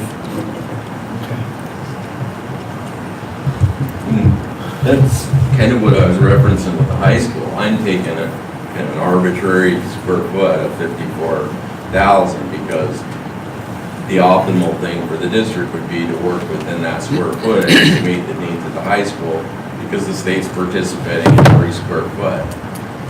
They're gonna match that 54,000 square feet. I don't know if that meets the program needs, I don't know if you're looking at the growth. It's just a figure to say, if you wanna optimize the health in the state, this is what you would target. But you don't have to actually build it on that, you don't have to, when you say high school, you can build a facility on a different site and put you can put the kids in there and that's 2 high schools, or whatever you want to figure it. You don't necessarily have to build it all in that high school site. So you're saying, Tony, you can use all the 54,000 square feet, you just don't have to all use it all at one spot? That's why you're asking about 7 through 9, because maybe some of that square footage you could put in the school that you were saying 7, 8, 9. I was just throwing a number out. You have 5 years though, and then that you can use it as that before you can repurpose it as a different grade configuration though, right? Is that what I remember hearing before? If you were to get a state match on a building like that. It's only 5? After you increase state matching funds. Well, at the time you're gonna build it, we'll have to do an area analysis that delineates the 7A from the grade 9 because of the split between the eligibilities. So if you declared it all high school space, 9-12, and build new, and then at a strategic time when eligible, converted it to a 7-9 or 6-8, or just basically a grade reconfiguration. I was thinking more the other way. If you turn the high school into a 7, 8, 9 and build a 10, 11, 12 new school. Because you get more match that way, right?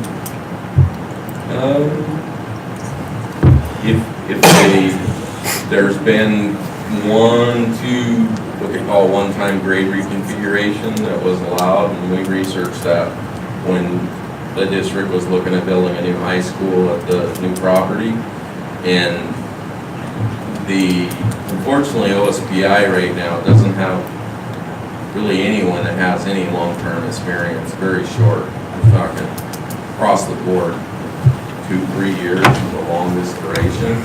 So when they go back to projects that occurred where they authorize grade reconfigurations, a lot of times they don't have records for it, but what they did state regarding converting your high school to a grade 6-8 or middle school and then unhousing, so that square footage associated with the high school, if you instantly made that switch and OSPI allowed it, that unhouses the 9-12, but the bulk of your school over there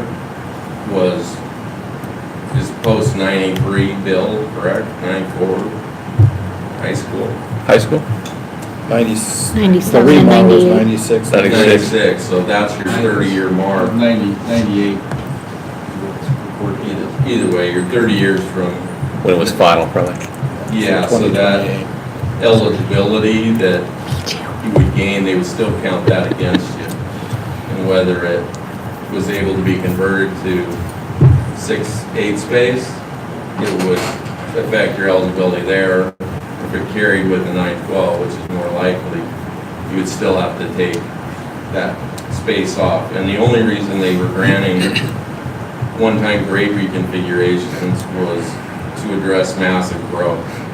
So you would have to show a growth trend that warranted and was more optimal for them and financially optimal to go that direction.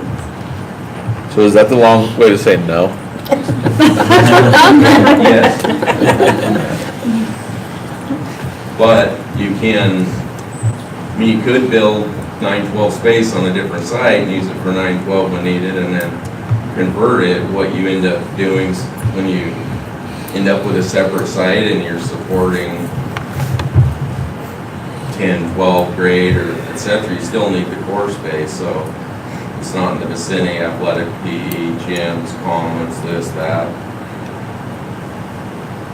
So 2 1A high schools. So if you're operating it to meet your 9-12 growth needs, you're gonna duplicate that core space need and end up with that 2 locations, if that makes sense. You're gonna forego auditoriums and things like that, because you're gonna have to build commons, kitchen, this, that, core space at the second site that's gonna use up that eligibility square foot. My Whereas if feeling you add is to though existing core space with amenities that, auditorium, a large competitive competition gym that seats 3,000 or whatever the number was, that was quite a bit of the square footage that was programmed for the last one was the auditorium. Only 1,200 though seats, so that would have to be bolstered. They wanted 2,000. The gym was 1,600 seats at the gym, but a full performance gym, new locker rooms, library, cafeteria, counseling commons, lobby entry into those spaces, you know. So that was a significant investment in floor space in the high school. And then you had the classroom count added to that. So just those, the auditorium was,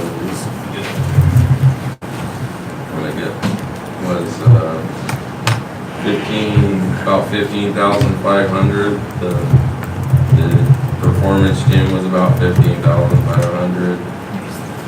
Locker rooms about 6,000.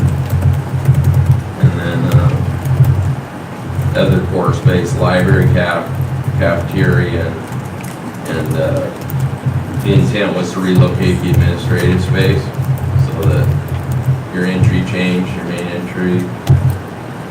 So that was another 15,000 square feet. So that's 52,000 square feet. Without a classroom. But if your enrollment at your 912, when it's going up 305 years based on your 2017 forecast, that's 4 years, 290, you're going up. Your 18 numbers could be another 70 to 100. If it's 100, you potentially could be looking at 13,000 more square feet like that with the 18 enrollment. And if the trend continues out, you'd have another, depending on when you did your bond, you're gonna have 19, 20 there again. So your match could change significantly in the next month, 6 weeks. You would have that information, factor that in, what based on match per square foot. At any rate, you get an idea of what the core space need identified was. And, you know, some of that, I mean,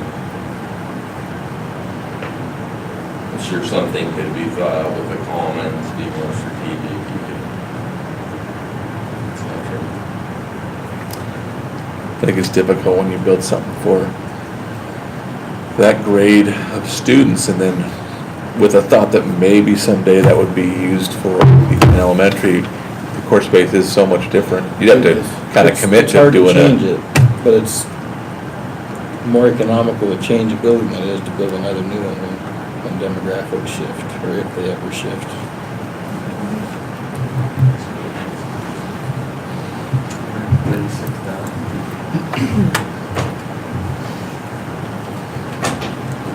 But what I see is the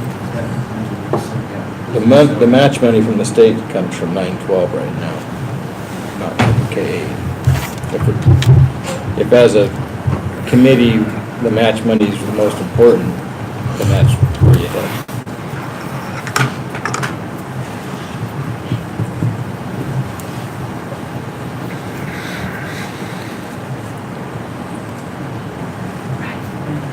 Sorry, didn't mean to deal right here, Ryan. Go ahead. No. And the rooms are gonna come when you replace the 600, because that's eligible for the match, so you're gonna get your classrooms there. Good, yeah. Well, some of them anyway. Yeah, a good portion of them. Yeah, that would probably be, yeah, I can't see doing a project without having classrooms based on. Okay. For another building. That's why I was saying the 54,000 isn't necessarily, there's some logic to it, but it's really a conjure number that taxes have state help. Where you go from there is local money at this time, but the 54,000 may not need to meet the priority or the need of the high school. But, well, teacher matter more geared toward the mall you were referring to earlier, you know, total classroom need addition.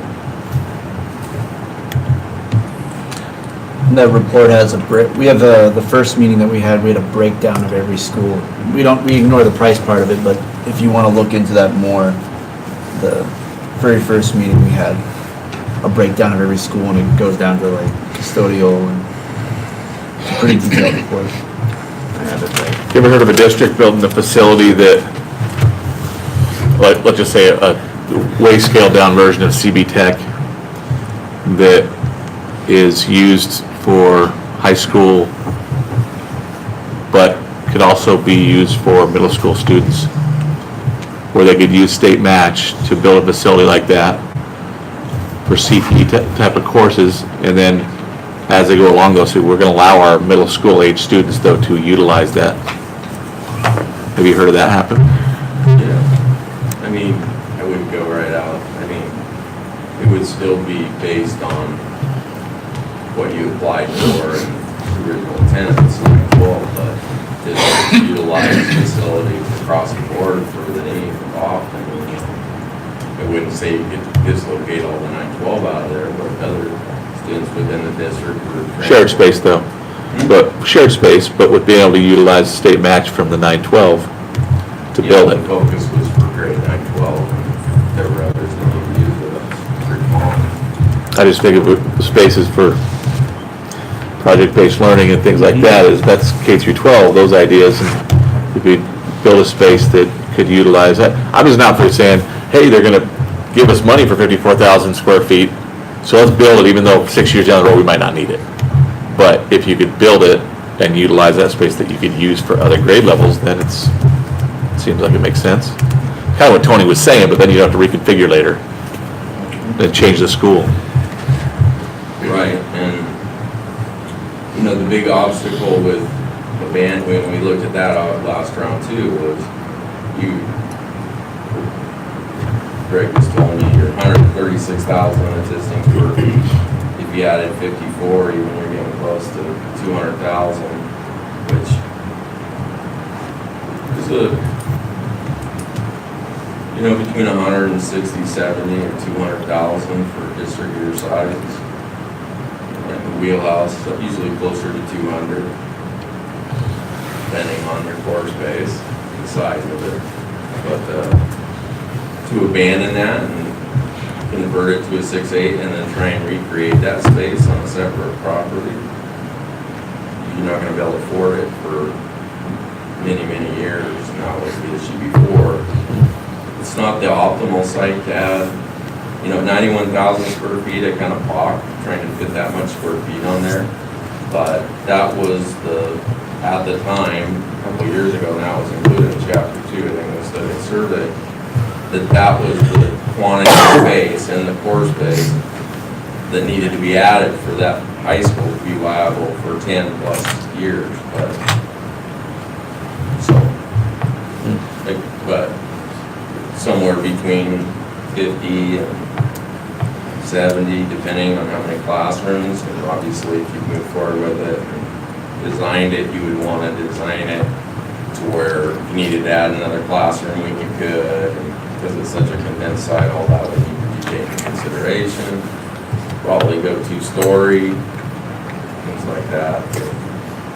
Be able to continue to use the site, parking, and with the cost to start from scratch with athletic facilities and put them away, that may be something the district wants to do, but at a minimum, I think there needs to be the football field and some other things should be addressed with the project. Well, we should.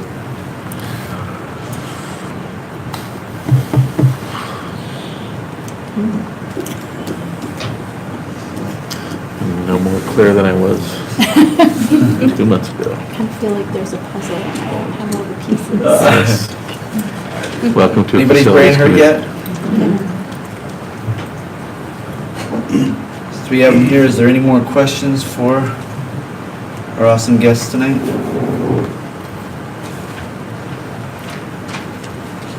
Any board members?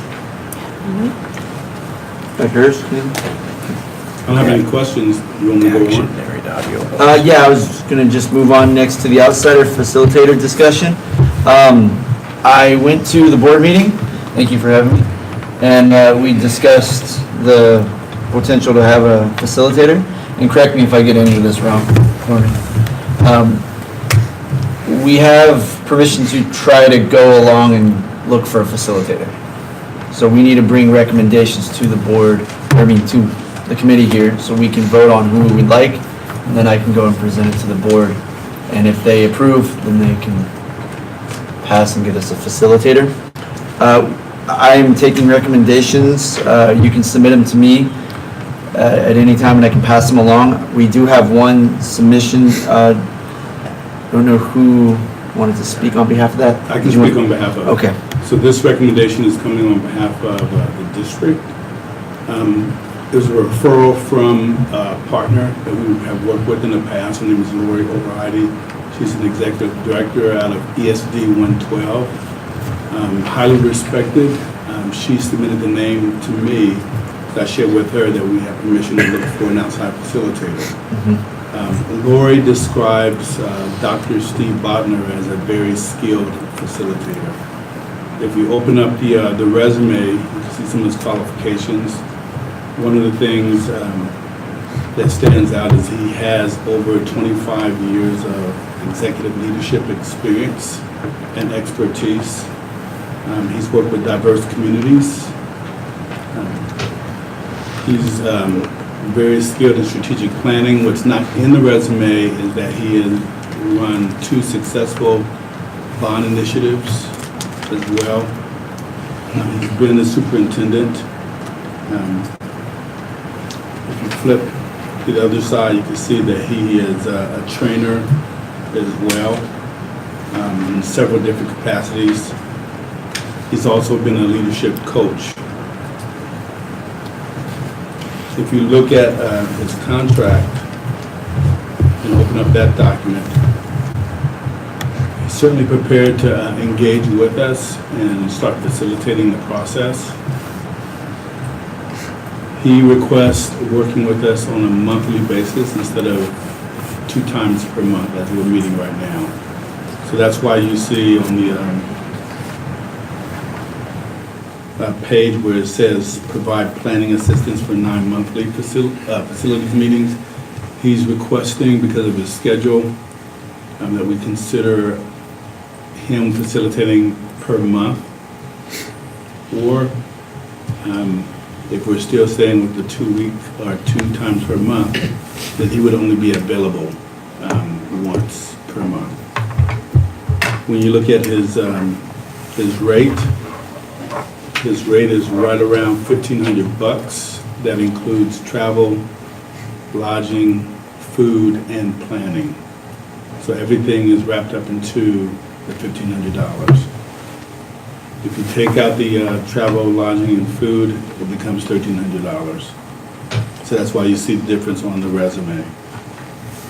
Also, on the contract, you can see that there is a component that holds harmless the district. Also, he's required to have insurance. Then also, there's a portion under item 3 that talks about termination.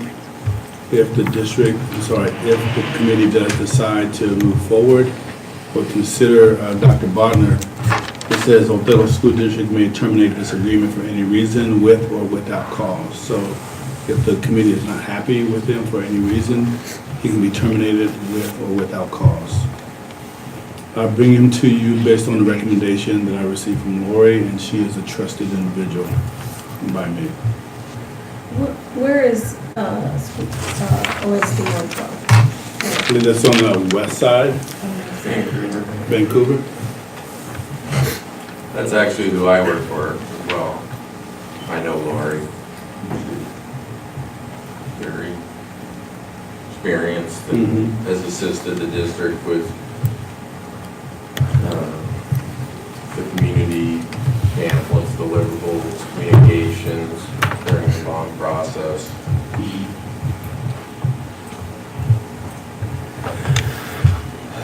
We actually have satellite agreements though with all the ESDs. in the state, so our services are offered through contracts with individual ESDs. School districts. So I've not met Dr. Bodnar personally. He did come to this recommendation, but highly recommended. I did have an hour conversation with him, and he does come across as very skilled and knowledgeable just in that conversation. So his total bill would be, So per the contract, it would be not to exceed $13,500, which is really 1,500 times 9, the 9 months exactly.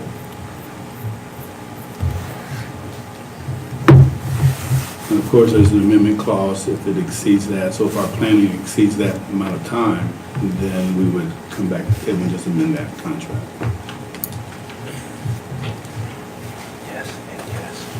Now, would the committee have to amend it and then recommend it to the board to then amend it? I assume? Like, or could the board just do that? I would assume that I would, if we go past it, then I would bring that back to the committee and to the board.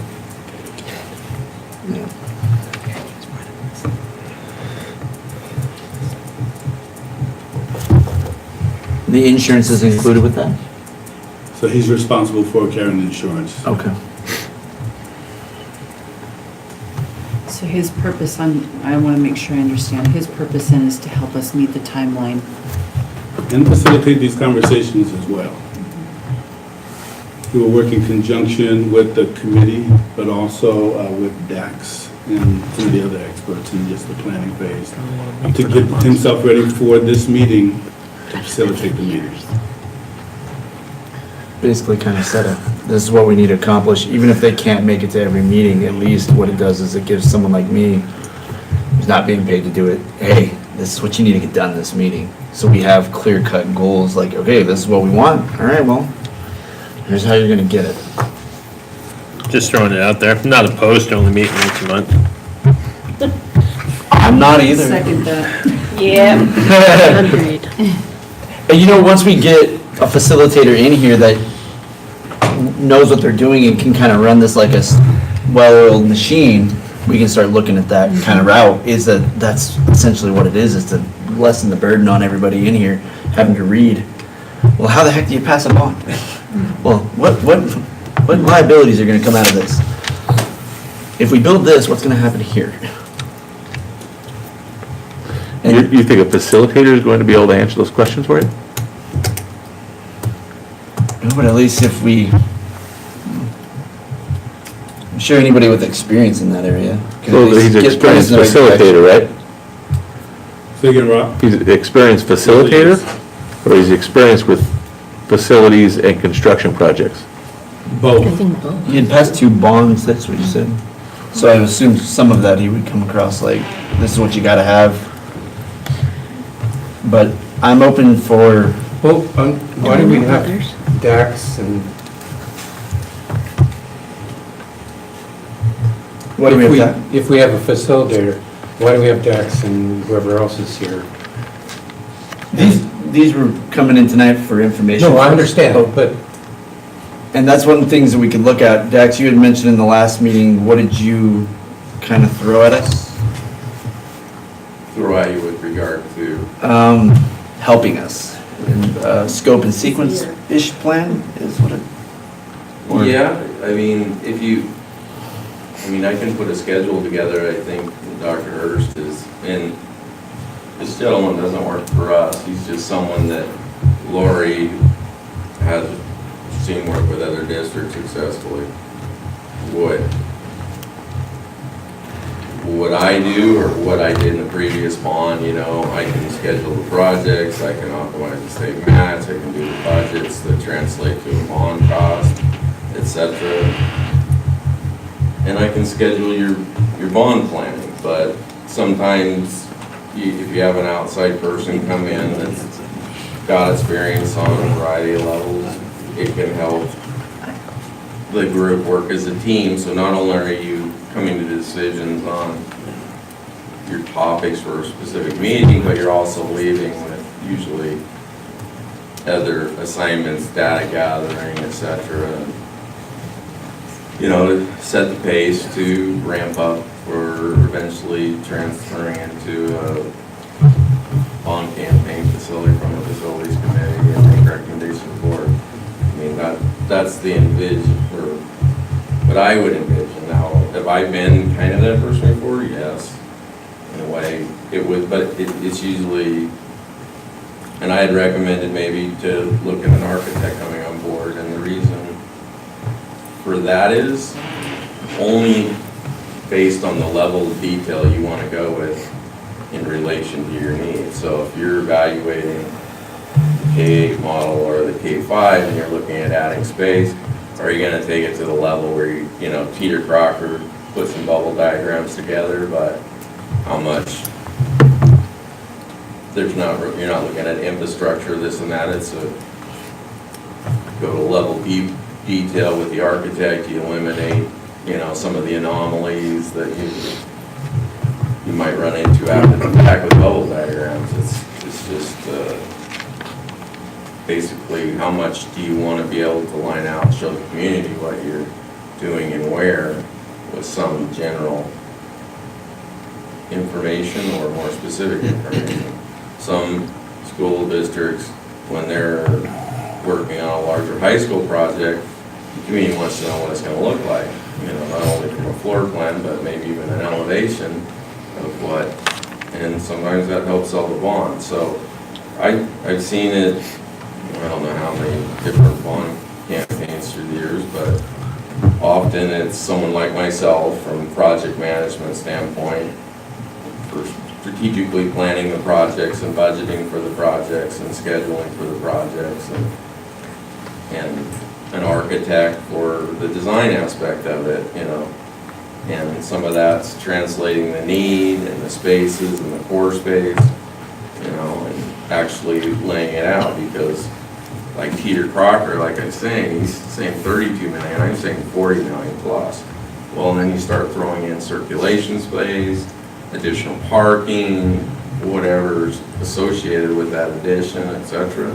It's a different, takes you to a different level. So Dax, what I'm hearing you say, that it sounds like that's more services you provide to a bond committee, right? Whereas this committee is just looking to prioritize the needs to bring back to the board. This is a board facility committee that doesn't necessarily, isn't going to step into the realm of starting to design schools for a bond. I'm not so much saying design, I'm saying to, when you're developing a bond scope or a recommendation, sometimes it benefits decision-making to have that additional information. Like if you're attributing 5,000 square feet to one of the existing K-5, and where is it actually going to go? Is it going to be functional? Because if you need an extra 3,000 or 4,000 square feet to really make it work, then you're pushing on the short side of it. If you're going to work within big picture generalities and then translate that, you know, where that committee evolves between the two, I mean, it's here or here, you know. I'm looking from here to the end, kind of blending in a sense, but you know, what I where hear that is line's drawn, what would be just a mock recommendation that you would foresee making, and what details, just scope, Yeah, I mean, cost. I don't know Tony, what Tony's feeling on it, but I think the broad idea of what the priorities are, not necessarily going into the detail, there will be a committee that has to form at that point. When the board decides, based on recommendations, the board will consider the recommendations, they'll consider everything to say, okay, here's what we need to do as a district, here's where we're gonna go forward. And then there's gonna be another committee that takes over from there to start talking about those kind of details. I just don't know, Tony, do you think that that's the scope of this committee? The intent of the committee is to just list priorities from highest needs down to lowest needs Based on the instructional vision? based on the instructional vision. So what do you guys think the best route of going on? Because this is just a discussion on what we need to look for and what we should be going, you know, who we should be asking for help My for. personal feeling is the committee's getting better. I feel like this meeting's the best one I've been to as a committee member. And so, 2 meetings ago, I felt like it was a cluster, we need to get somebody in here to help us. Today, personally, I feel like it's going pretty good with Dax's advice, and if we bring an architect in, if the committee needs an architect to develop a list. In my mind, I can't comprehend that it's gonna take 9 months to come up with this list, so I guess, as a board member, I have heartburn spending $15,000 on a 9-month project that as a board member in my mind should be done in 3. Just, the board's not saying figure out where every toilet needs to go. We're saying give us a list of the needs of this district based on this committee's perception of what's the highest need and the lowest need. I feel like we've got a lot of the information. We know where the best money is, and now I think you couple that with, okay, what's the district need? Is the 50,000 square foot what the kids need right now, or is that just where the best money is? Okay. When you make that list, just my personal opinion. And if we want to try to figure out a way to do it, just from a chairman perspective, I'm gonna need this committee to step up and help build that if we're doing it, because there's no way, excuse my French, but there's no way in hell I can do this for free at this amount of work. It's a lot of work to try to organize the structure on how we're gonna do every meeting to then do that, like an activity or set the deadlines. We maybe need to figure out a way to have some meetings outside of this to try to get an organized structure to do this. Yeah, and I guess my feeling is once that priority list is made, then maybe the board's gonna come back with the district and form an actual bond type committee, and then you're gonna need a facilitator and those kind of things down the road. All the board's intention is help us out by telling us as a priority list, 1 through 10, what's the biggest, most important thing that we need, and what's the least important thing that we need. Which, it's nice that every principal gives you that, but then you go back and as a committee, you say, well, there's a bit of balance somewhere between what this committee thinks that the district needs and what the principal thinks they need. I have a question. So is it in our scope to determine if these needs 1 through 10 fit within a certain budget? Is that this committee or is that a future committee? All we asked is for the need and a best guess fiscal impact for that need. So we do need to figure out the square footage though, about like. We have that. We have information. That consultant report listed needs and listed square footage with it. Okay. Which is part of what the committee can do. The committee might look at that and say, for instance, they might pull one piece and say, well, I think that would be important, but look at how much square footage that takes. I don't know if that would be feasible. Maybe say that maybe a best use of our resources would be for this need because it might be something we can do sooner, you know. And then you come back with a fiscal impact, and then the board can look at it and say, what does that mean? Does that mean we can come from our current money that we have? Do we need to run a bond? If so, what size of bond? And then take the next steps, I think, to a bond committee to figure that part out. So what's the best route you guys feel that we should go to try to? Well, I think first thing we need to find out is what more information do we need to start discussing this? Does somebody feel like they're missing something to have a discussion around facility needs? We haven't really had a discussion of facility needs. We've listened a lot, and we bring a new person in, we're starting all over again, like day one with a new person, as we have to tell him everything we've done along the way, as he goes back and reads everything. Sure.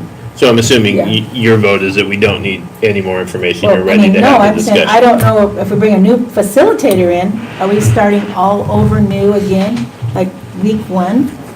Oh, Well, it I'm said in his sorry, I was- contract that he was gonna be prepared and have read all the things. Right. If we're paying I mean, he may- $200 a I day, apologize, think can we I have clarify? money. Yeah. This was a separate discussion that I was piggybacking off what Yeah. Tony and Rob were talking about, so I moved on from the Yeah.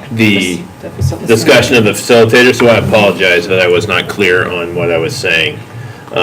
because you asked a question, what we feel like we need to, or structurally to move on. I guess, yeah, but that is do we need this facilitator is part of that discussion, is like, we're having the discussion, is, okay, how are we gonna take this burden on? Yeah, I just wanted to clarify my statement, I didn't mean to mislead Is anyone. there a way to, can we shorten the time that we need the facilitator, since we Well, don't he feel said, like he said we could let it go at any time.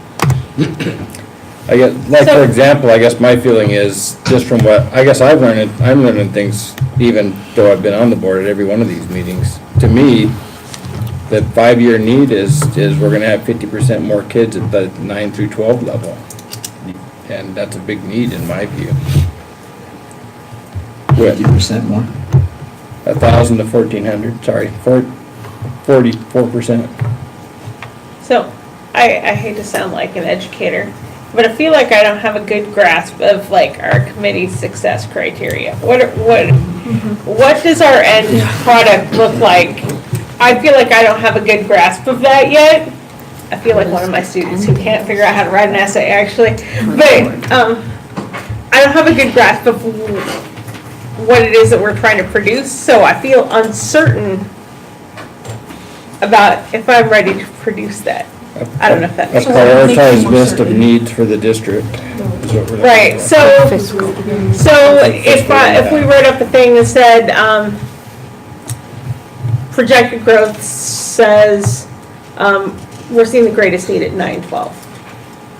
And if we add to that, we're gonna get state matching funds for 9-12, and we think that these classrooms and an auditorium are our two highest priority things, or, or whatever we've said about that. Is that what you're looking for? Well, I think, you gotta keep in mind too, it's prioritized based on most immediate to future needs, right? Okay. So maybe our biggest need is that, yeah, we're gonna have a big bubble of kids coming to the high school. Uh-huh. But then we just had a flood and we have no bathrooms at our elementary school, right? I would say the bathrooms probably are an immediate need. Yeah. Right now, but then we're looking out 5 years. So maybe at the end, you say the 5-year goal, though, is long-term, like bond idea Right. is high school, right? Right. But there's gonna be some immediate needs, I'm sure everyone can identify. Oh, yeah. That are needed right now, that maybe we can take care of over the next couple of years, because we don't need a bond Okay. to pay for it, you know? All right, that makes sense, too. But that's why we need to attach the fiscal part of it. Right. Then, and you guys don't necessarily know the budget and then what money's available, but you all obviously probably have a good idea of that's gonna be really expensive and probably can't happen without a Right. bond. Right. Or this, maybe this can happen. It's really up to the board to decide if we can make that happen afterwards. What the board's looking for really is a list of needs prioritized, so that the board can look at it and say, and have a better context of where we need to spend our resources. And if that means we need to have a bond, then we get a bond committee to do it. The intention of this committee was not to be a bond committee, it was to give us a list of prioritized needs. And see where that leads us. That's community direction. Yeah, see, and I hadn't had a very clear, especially like our first one, we didn't have you guys, so it was kind of like, hi, guys. Well, and when you look at I'm gonna be really honest with you, when I looked at that consultant report, I think I mentioned this before, I could sit in a board meeting and I could start picking it apart, but I don't feel like that's, like, one person should be doing that, or even 5 people should be doing that, but if you have a group of people who look through it and say, and can get input from teachers that are in the schools about priorities, then it helps a group of people come up with priorities to then say, here's what we think, board. Maybe there's something in that report that we actually need and can use without spending $50 million to do the whole thing, which we can't do anyway, basically, if you're throwing out the Teeter report itself.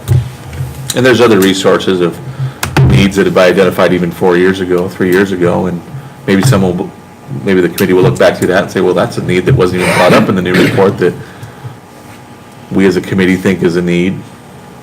Well, and we have to decide, because if we're developing a 5-year plan, where do the 6th graders go next year? And what does that look like? Because they need to know where they're going. Well, even if we're Right, going to 'cause it's gonna prioritize, change if, I like everybody, the slides by the school. Yeah, I that was like the me. fact that they said they needed a gym, but do we really need a gym or do we need a multi-purpose area so that the cafeteria and the gymnasium don't share the same space? Because that makes a gymnasium down for 2 hours. And when you talk about trying to roll out a K-8 plan, you're increasing your staff, but you're not figuring out how you're going to cover all the planning periods or the prep for all the teachers. And that's what freaks out most teachers, because they want to know that they still have time to plan. So I think there's a better use of space, I guess, that we need to maybe address. And then some people have asked, can we go up on second stories on some of our facilities? And I was like, I don't know. I mean, I don't, but I think there are some things we need to look at, because you could make those multi-purpose rooms your maker spaces, and if you had to, they could be presentation areas. And I just think the fact that our gyms are down for 2 hours for lunches is a huge problem. You have to consider that, my understanding anyway, is that all breakfast next year has to be served in the classroom, so they're not going to be in the cafeteria for breakfast, the way I understand the law. It's that 2 hour mix. For all K through 12? Yeah. I have K-8 for sure. K for sure.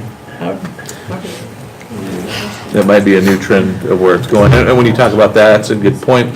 And then, so the question would be, if you came to the board and said, we need a new cafeteria, rather than just, we need to have a separate cafeteria from a gym, then it's up to the board to say, what's the cheapest way to go? Is it cheaper to build a cafeteria, or is it cheaper to build a gym? And I have to say, the way that those were, those are the conversations that have been happening from teachers for, and I've been around forever, every one of those building things was how we work around that space, having used science rooms and we can use it differently. All that stuff is the stuff that's been talked about for years, is how we can utilize space differently and more instructionally. Does everyone have a better idea though about what?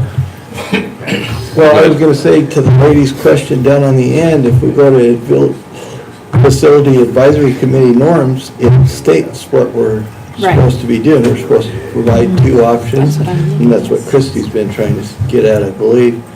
And so it's pretty well spelled out here what we're supposed to be doing, The I believe. scope of the two options doesn't seem very clear. Yeah, it does, does that include a bond? Does that's what? It just says the immediate to our future, like what are our, But that might be a what bond. are I mean, just the facilities, just the Just facilities. for impact, so that They understand that. Okay, so what we maybe need to focus on our next meeting is starting to cut and trim that report that we have. We have the awesome report there, and all the information that we got.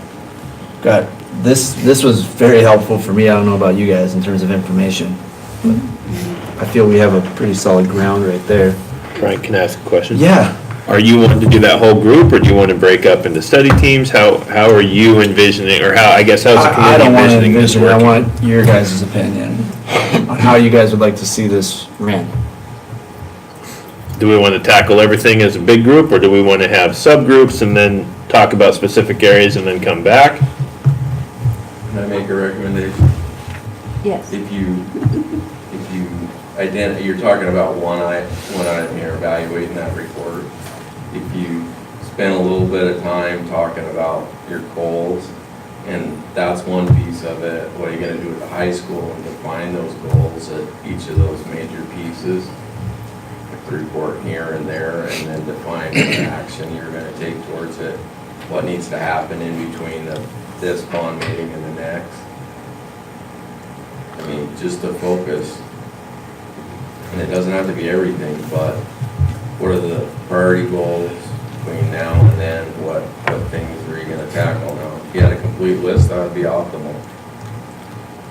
And then kind of line out and assign, and then, like he's referencing, how do you break it down? How do you want to structure it group-wise? And what's gonna be the decision-making process otherwise? And that's where a facilitator might help. So I'm facilitating in the end. But if you have a. Yeah, what I heard was several hours of work for me. decide. That's what I heard, and that's why an idea of possible help. Yeah. But at what timing probably is a good point. Yeah, what timing? but as a group, maybe just stopping and defining those, that this is our goal, we're gonna produce a list of need. Each individual, what data you have to write currently, and then as you move through, what are you missing, what do you need to gather? So Dax, what's your rate? You wanna throw your hat in that? He's free, he's already coming. My rate is 0.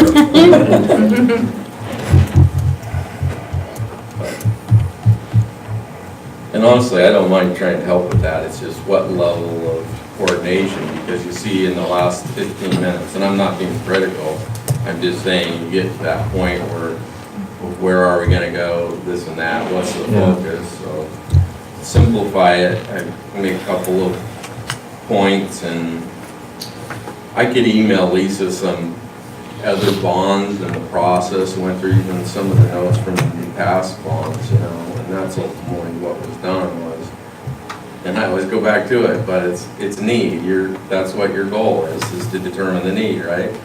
K-12, what's your need, and then attempt to put priority to it and make a recommendation to the board. Well, a lot of the pieces, and like that activity tonight, I mean, that was invaluable, it was information that you could translate, but you're looking at the pieces, 9-12, K-8, modulation from the existing K-5, or getting rid of the portables at the K-5 and meeting the program needs at the existing K-5. Those are really the three pieces, right? What specifically goes into them, or what the need is, that's what needs to be determined, so I would ask myself tonight, what beyond that report, what would be your next step for the report that you received tonight? The analysis of the Crocker report. You know, how do you take it to that next step so that you're defining and delineating that piece? Well, it's potentially defined from two aspects, from a K-8 model and from a K-5, 6-8 model. So at some point, you're going to come to a crossroads where you're going to have to look at each and come to a recommendation.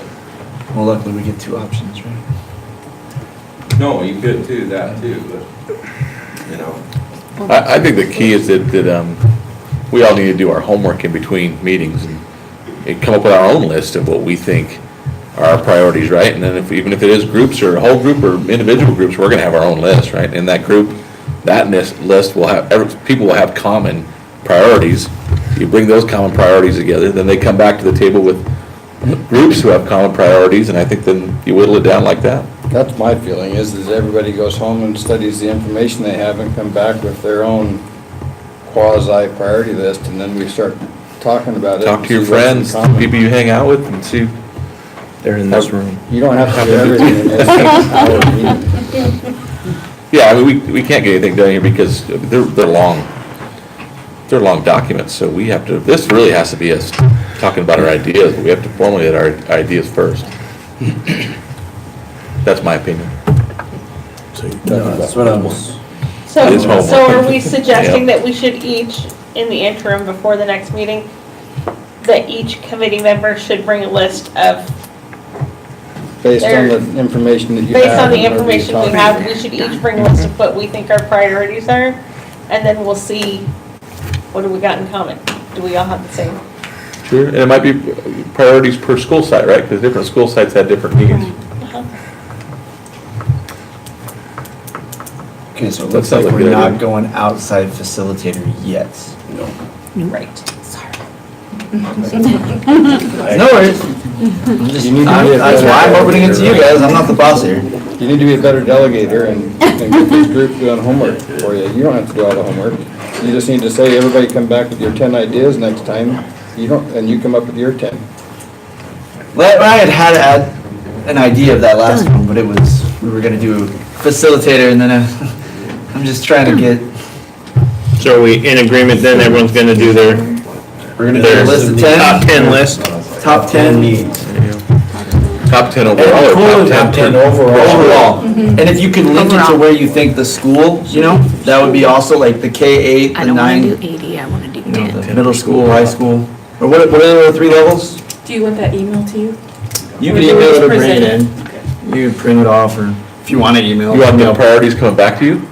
I don't. Or do you just want people to bring it? I was gonna say, it'd be better to bring it. Bring it. Yeah, that's one more thing you gotta compile. No, Well, that was Bertie's question. Yeah, Oh, you can just bring your list in, that'd be fine. No. Compiling while we're here. If we do it per school, then we might be able to break up into groups, depending. I think you do your Just a- top 10 and yeah. just list the schools that need it. An alternate could Right. be, you could look at elementary, secondary, like chunking it, but If we if we can can come up get in a with. group for a school, I'd like to make sure that there is someone representing that school in that group. Right. Yeah, I think that's the I just think we hit our top. I'd like to kind of have one, kind of a hodgepodge of everybody that's in here, so a community member, a staff member from that area, because who's better to represent it than that staff member? When you think on that list, there's 7 different sites represented, counting Early Learning Center, and they each have 5, so we have 35 already there. So you can come up with different ones, but we got a place to start at least on that list and can cross-reference to see what the stuff means, so. Yeah, I was gonna say, then we can combine the elementaries together, what do you guys get, and then the elementary's gonna come. Right. Okay. So your top 10, please put where they're at, you know, which school ballpark. That would be handy. Just have it ready for, have a nice little list, I don't care if you write it or type it. Be ready for discussion, so there are, November 19th is our next meeting, Can I? at 6 Like o'clock this. still. Ribbons and everything.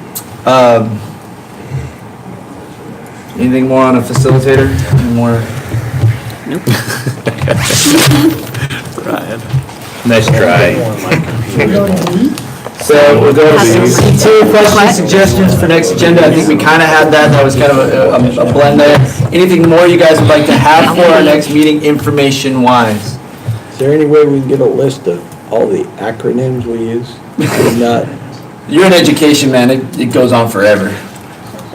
Which one? Yeah. Well, we probably just do a better job explaining what the Yeah. exact. Yeah. Even when Dax, like, I know acronyms, but when Dax said ACM, like, the Affordable Care Act, how's that play into facilities? Right. Oh, okay, what you meant. And then I'm like, oh, no, that's not the.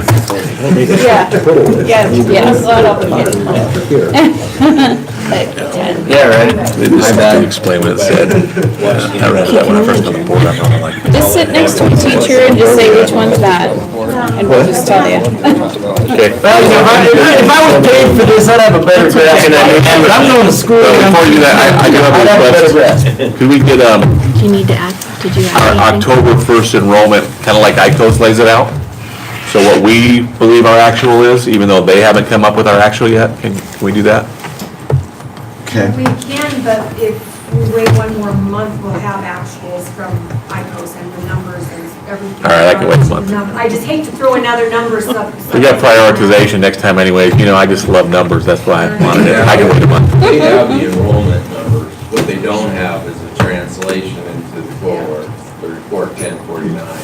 Oh. Which translates to your eligibility. Ask her a question. Okay, I can wait. Any other suggestions, information you might need before we start debating on our next meeting and going over stuff? Nope, We got a just come list with of your 10. definitions, like List of definitions. ACA is that. Did you want to add anything? Most of the time, if there's clarity, I'm sure there's somebody in here that'll know it. Yeah, Done. And you can feel free to. just ask. We're not gonna get, I will make you a copy, and you a copy, and you a copy. We adjourn. That's all. So our next agenda, what do you need to have, kids? No. 10. This is 10, okay. I have my copy, we're good. Top 10. 8, 10, close enough. I'll make copies and put everybody's name on them. Done. Thank you, everybody. Thank our guests for coming tonight. We greatly